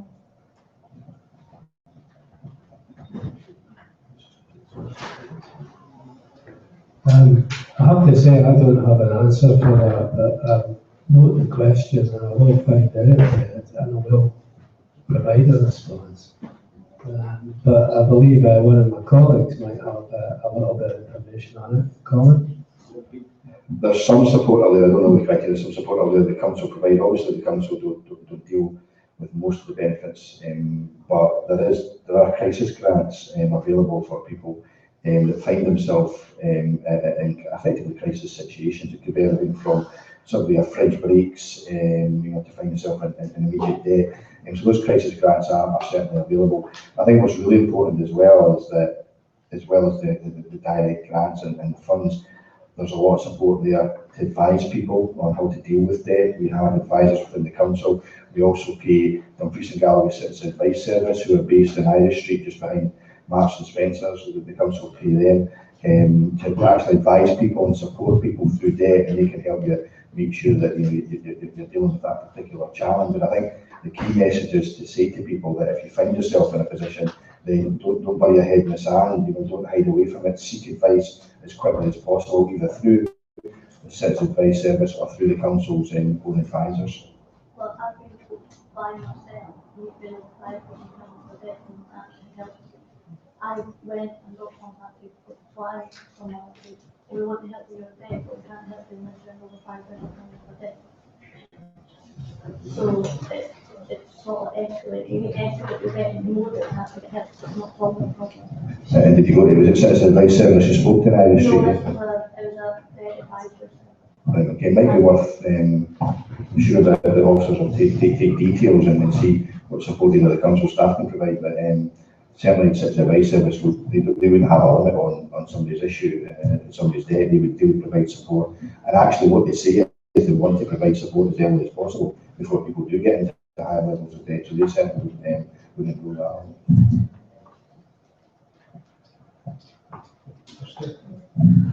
Just the next part of the meeting, according to the needs assessment information that came back, it suggested that young people basically wanted to be communicated with. The preferred method of that happening was a great deal that was social media. And so tonight, then, what Nithsdale Area Committee have tried to do is basically respond to that and try and use social media to be able to accept questions for this part of the meeting. And I must say that this is the first time that we've certainly used that in this Area Committee from a community meeting. So it's really a sort of, we've tried it out, and young people have been part of that through the Oasis group to basically help us do that, and also to help not screen the questions as they come in, but just make sure that any offensive remarks, obviously we can't be loading them onto the pages. And I have to say, I don't think we've had any, which is great, but what we have had is certainly in excess of 20, between 20 and 30 questions that have come in the last, within the last week. And some, no doubt, that will come in during meeting, because obviously people are able to watch this through the online stream. So at this point in time, the chairs can't answer all the questions or consider them all, but certainly, as the Provost has said, we will get responses back onto the live feeds within the next week, and certainly some of them I think the chair's going to take cut just now when we're here. So I'm actually going to go on to some of the questions that were posed online, and one of them is why is it so hard to get into contact with your local councillor? Why not get out and tell young people what you do? So I'm going to take this one. I didn't actually think it was that hard to get in touch with your local councillor, but I think I do appreciate that there are perhaps a lot of young people who don't know how to get there, and we don't signpost them on what to do. What I would say is that there is plenty of information on the council website on who your local councillor is. It provides details of email addresses, telephone numbers, etc. And I'm more than happy to answer anybody who contacts me, and I always try to do that. I have to say, most people who do contact me tend to be middle aged, but I'd be delighted actually if I got some young people asking me questions. As far as going out and telling young people what we do, I'd be delighted to do that, but I need somebody to ask me to come. And that's a difficult thing, but I can assure you that if you ask me to come to any kind of meeting with any young people's group, then I'll go along. I'm pretty sure that most of my colleagues would do the same. So I hope that addresses that question. If anybody's got any comments on that, happy to take them. The next sort of question, which I felt was fairly topical as well, so I have chosen these questions on the basis of what I actually heard tonight, was can you change the education system to more meet the needs of young people rather than trying to get young people to fit into a box? And I'm going to pass that question to Jeff Lever. Jeff?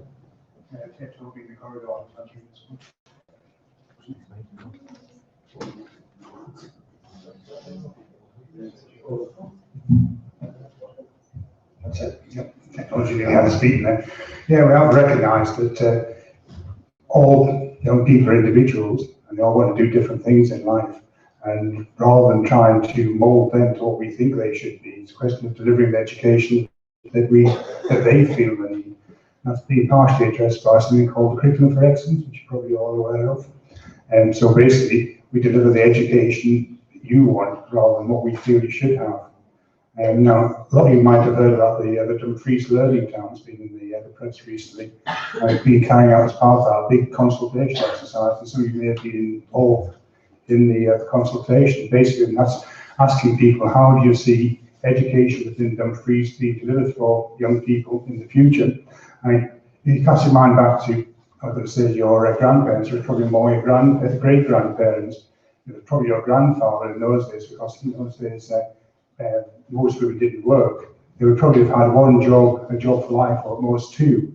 So the world of work's changing very, very rapidly, and young people are going to probably have to have 10, 15 jobs, etc., throughout their working career. So what you need to do is to actually teach people how to learn, so they continue to update the skills as they get older in order to compete and be successful. So with the Dumfries Learning Town, it's a huge project. So what it involves the next few years, rebuilding or modernising all four high schools within the town of Dumfries. I mean, I go around quite a lot of schools, and in the new primary schools, I think they actually be a brilliant learning environment.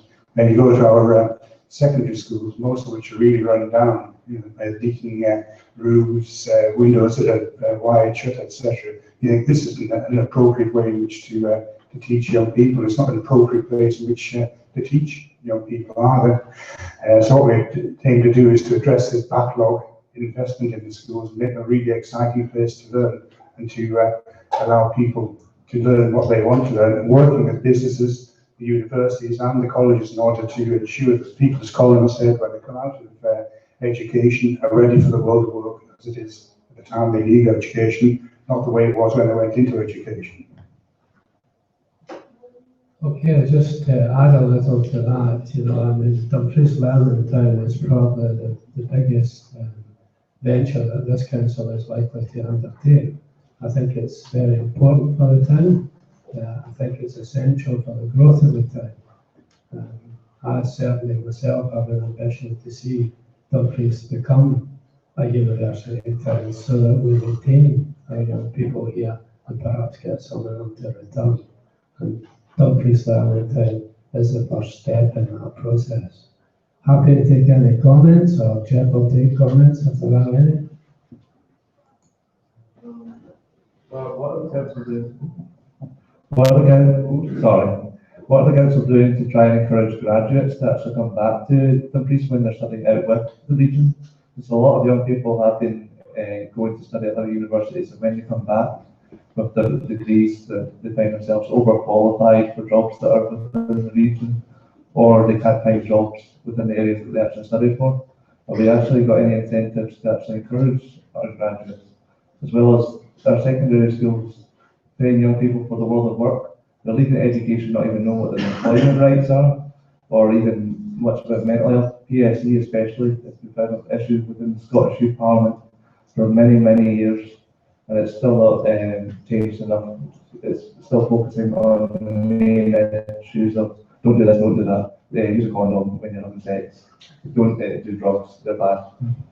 And these young people, when they reach a certain age, if they are going to do it, they will probably smoke or drink, especially from, but they might actually need more from mental health or the issues affecting young people that they actually need in the world of work, and when they actually do go on to further study.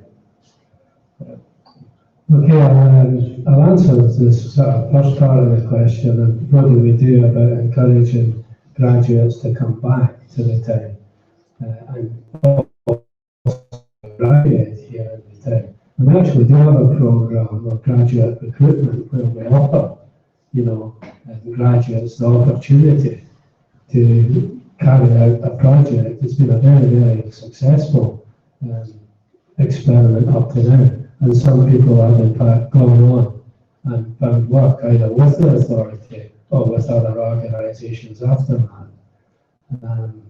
I know also that we support the two universities that have campuses in the town, and we're very keen to actually continue that support. As I said earlier, my ambition for Dumfries, and although it won't happen to become a university town. Colin, would you like to add anything to that?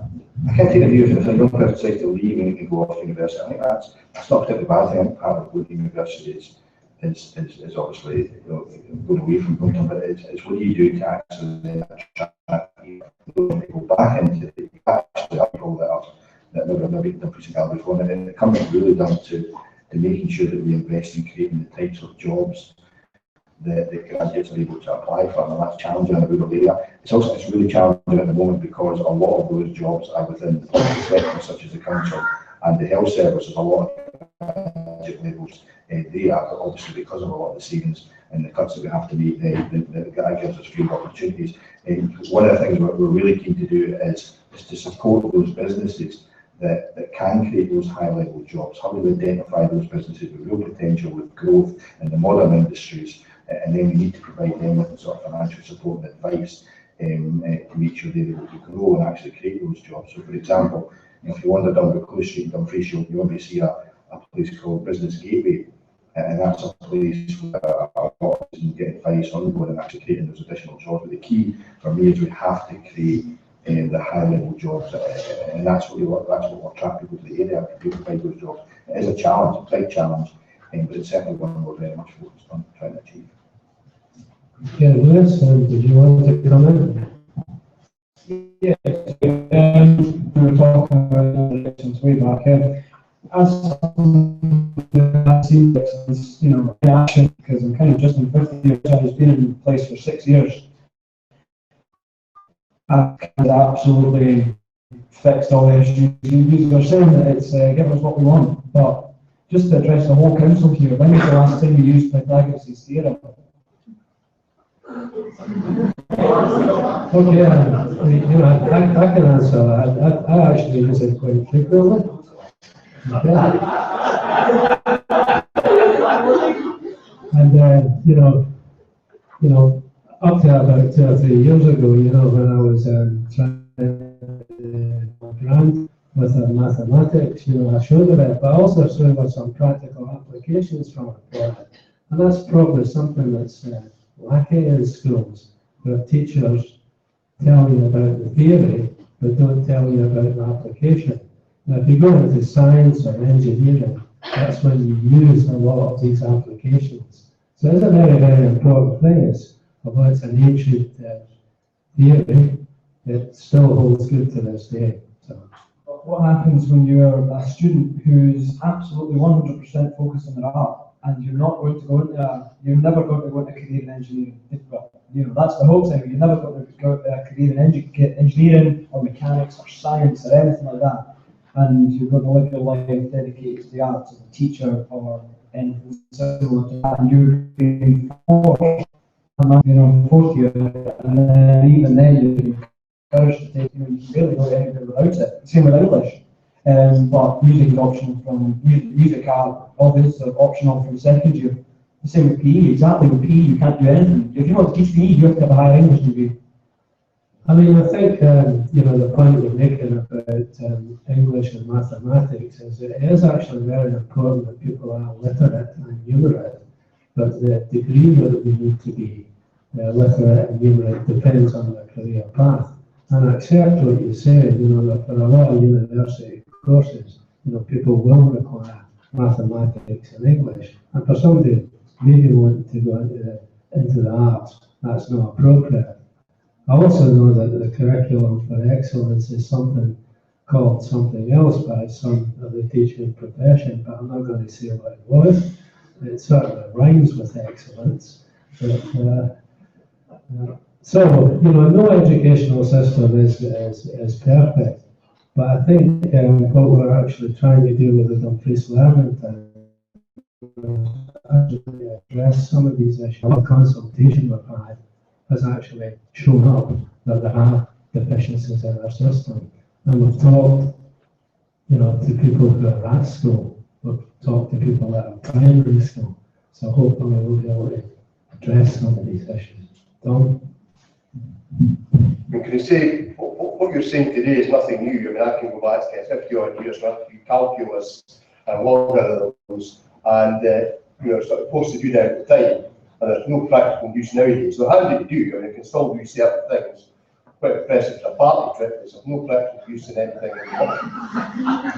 But just to continue from what Councillor was saying, these are consulting with us, these are finding out what we feel would be, interesting and stuff like that. But in my schools, there has been one consultation done, and that was because I threw a tantrum and whined because PSE was dreadful, and that was it.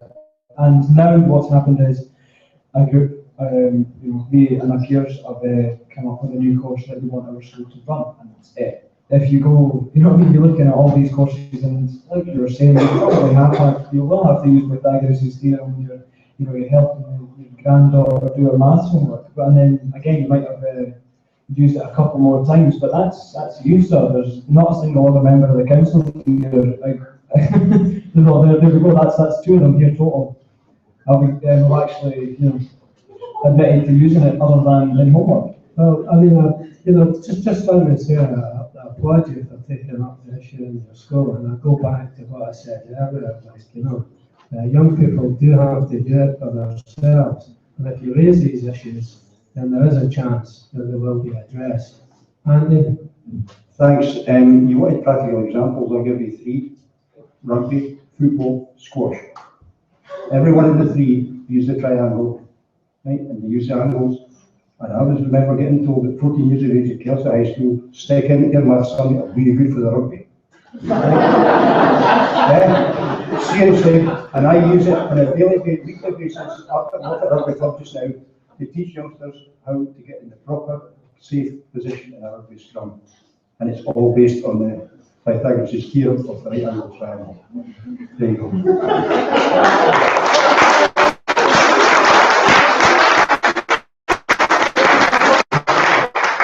Well done for that, Andy. You're the first one that has to get a clap. Colin, would you like to come in? Well, I would say is that the days of probably having the same job for 20 and 30 years are probably basically gone. The world of work is changing dramatically, and maybe what you do after you leave school for the first few years, you may have a completely different job in 5 to 10 years after that. The world of work is changing so rapidly at the moment, and what employers always tell us, and we're really keen to work with employers more in terms of the links between schools and employers, is they want to see a broad-based education if they possibly can. They want young people to have a range of skills right across the board, maths, English, as broad as possible, and that's the sort of lesson you get from businesses, because you don't know what you might be doing in 10 years' time, and the job you do might be very different because the world of work changes, and the jobs that a lot of the young people in this room will be doing probably haven't even been invented yet. Right, I'm going to ask the audience again if they have any kind of questions. No, well, I'll move on to another one that has come across the internet, and it's young people in the current day use internet frequently, so why isn't it Wi-Fi provided to young people in schools? Jeff?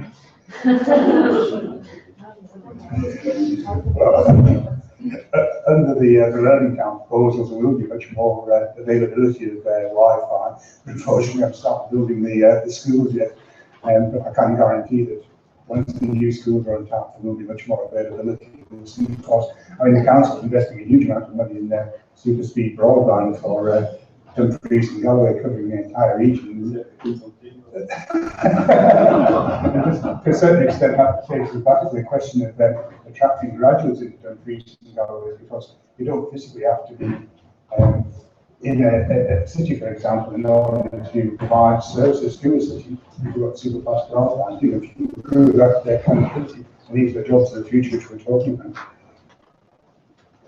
Andy, want to add something? Yeah, please. It's not only young people, it's also the councillors. We can't get access to a council Wi-Fi system on our smartphones, so it's not a young person's problem only, it's a whole Dumfries and Galloway problem, and it's a major challenge, and I think we need to do something with it. I think every councillor across the board would actually support that we actually do something doing those lines. But the question, you go some other areas, especially down south, where the council actually provides a free Wi-Fi service for people who visit the town, for example, and we just need to be innovative. It's a new world. We need to move forward. Okay, thanks for that. Any comments or further questions? Well, I think one of the reasons why I don't provide that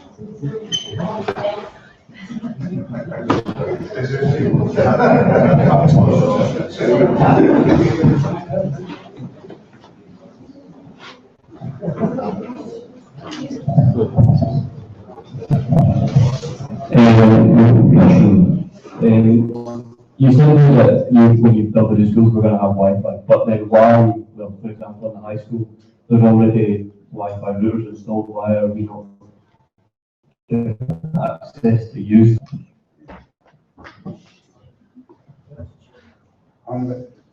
This is by my more literate colleagues at System Security. Certainly find out why this is more free.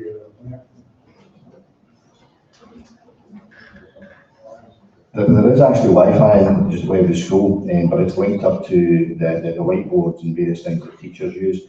And likewise, the council, there's Wi-Fi in the council buildings, where if you've got a council laptop, you're automatically going to Wi-Fi, but it's when it comes to your personal access, you can't access it because it's not public Wi-Fi for security reasons. And what we need to move to is a stage where we've got public access to the Wi-Fi, and not just the corporate access, but there is Wi-Fi in all the schools at the moment, but it is a corporate one for council equipment and your whiteboards, etc., that the teachers use in their classrooms. okay, if there are those sort of further questions that people want to ask, given that it's about 8:30 and I've seen some people already go, perhaps we should wrap this up. So, thank you very, very much on behalf of myself and the other councillors here. This has been an illuminating experience for me, and I'm really pleased that we had so many young people turn up. It's really refreshing to hear your views. I'm sure we've all learned a lot this evening. I know the officers have taken plenty of notes, so we will address some of the other questions that have been asked, and we'll try and deal with them. Again, I'll reiterate that should any of you like to be bored by me, just ask me to come along, and I'll be happy to discuss any matters with you.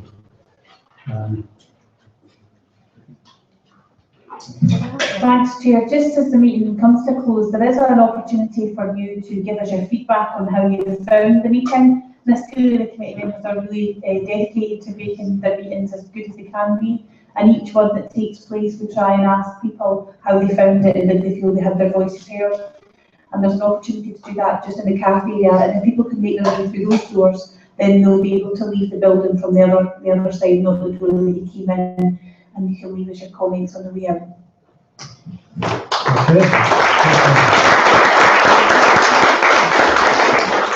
Just members, just to conclude our part of the business this evening, I'll move to the recommendations.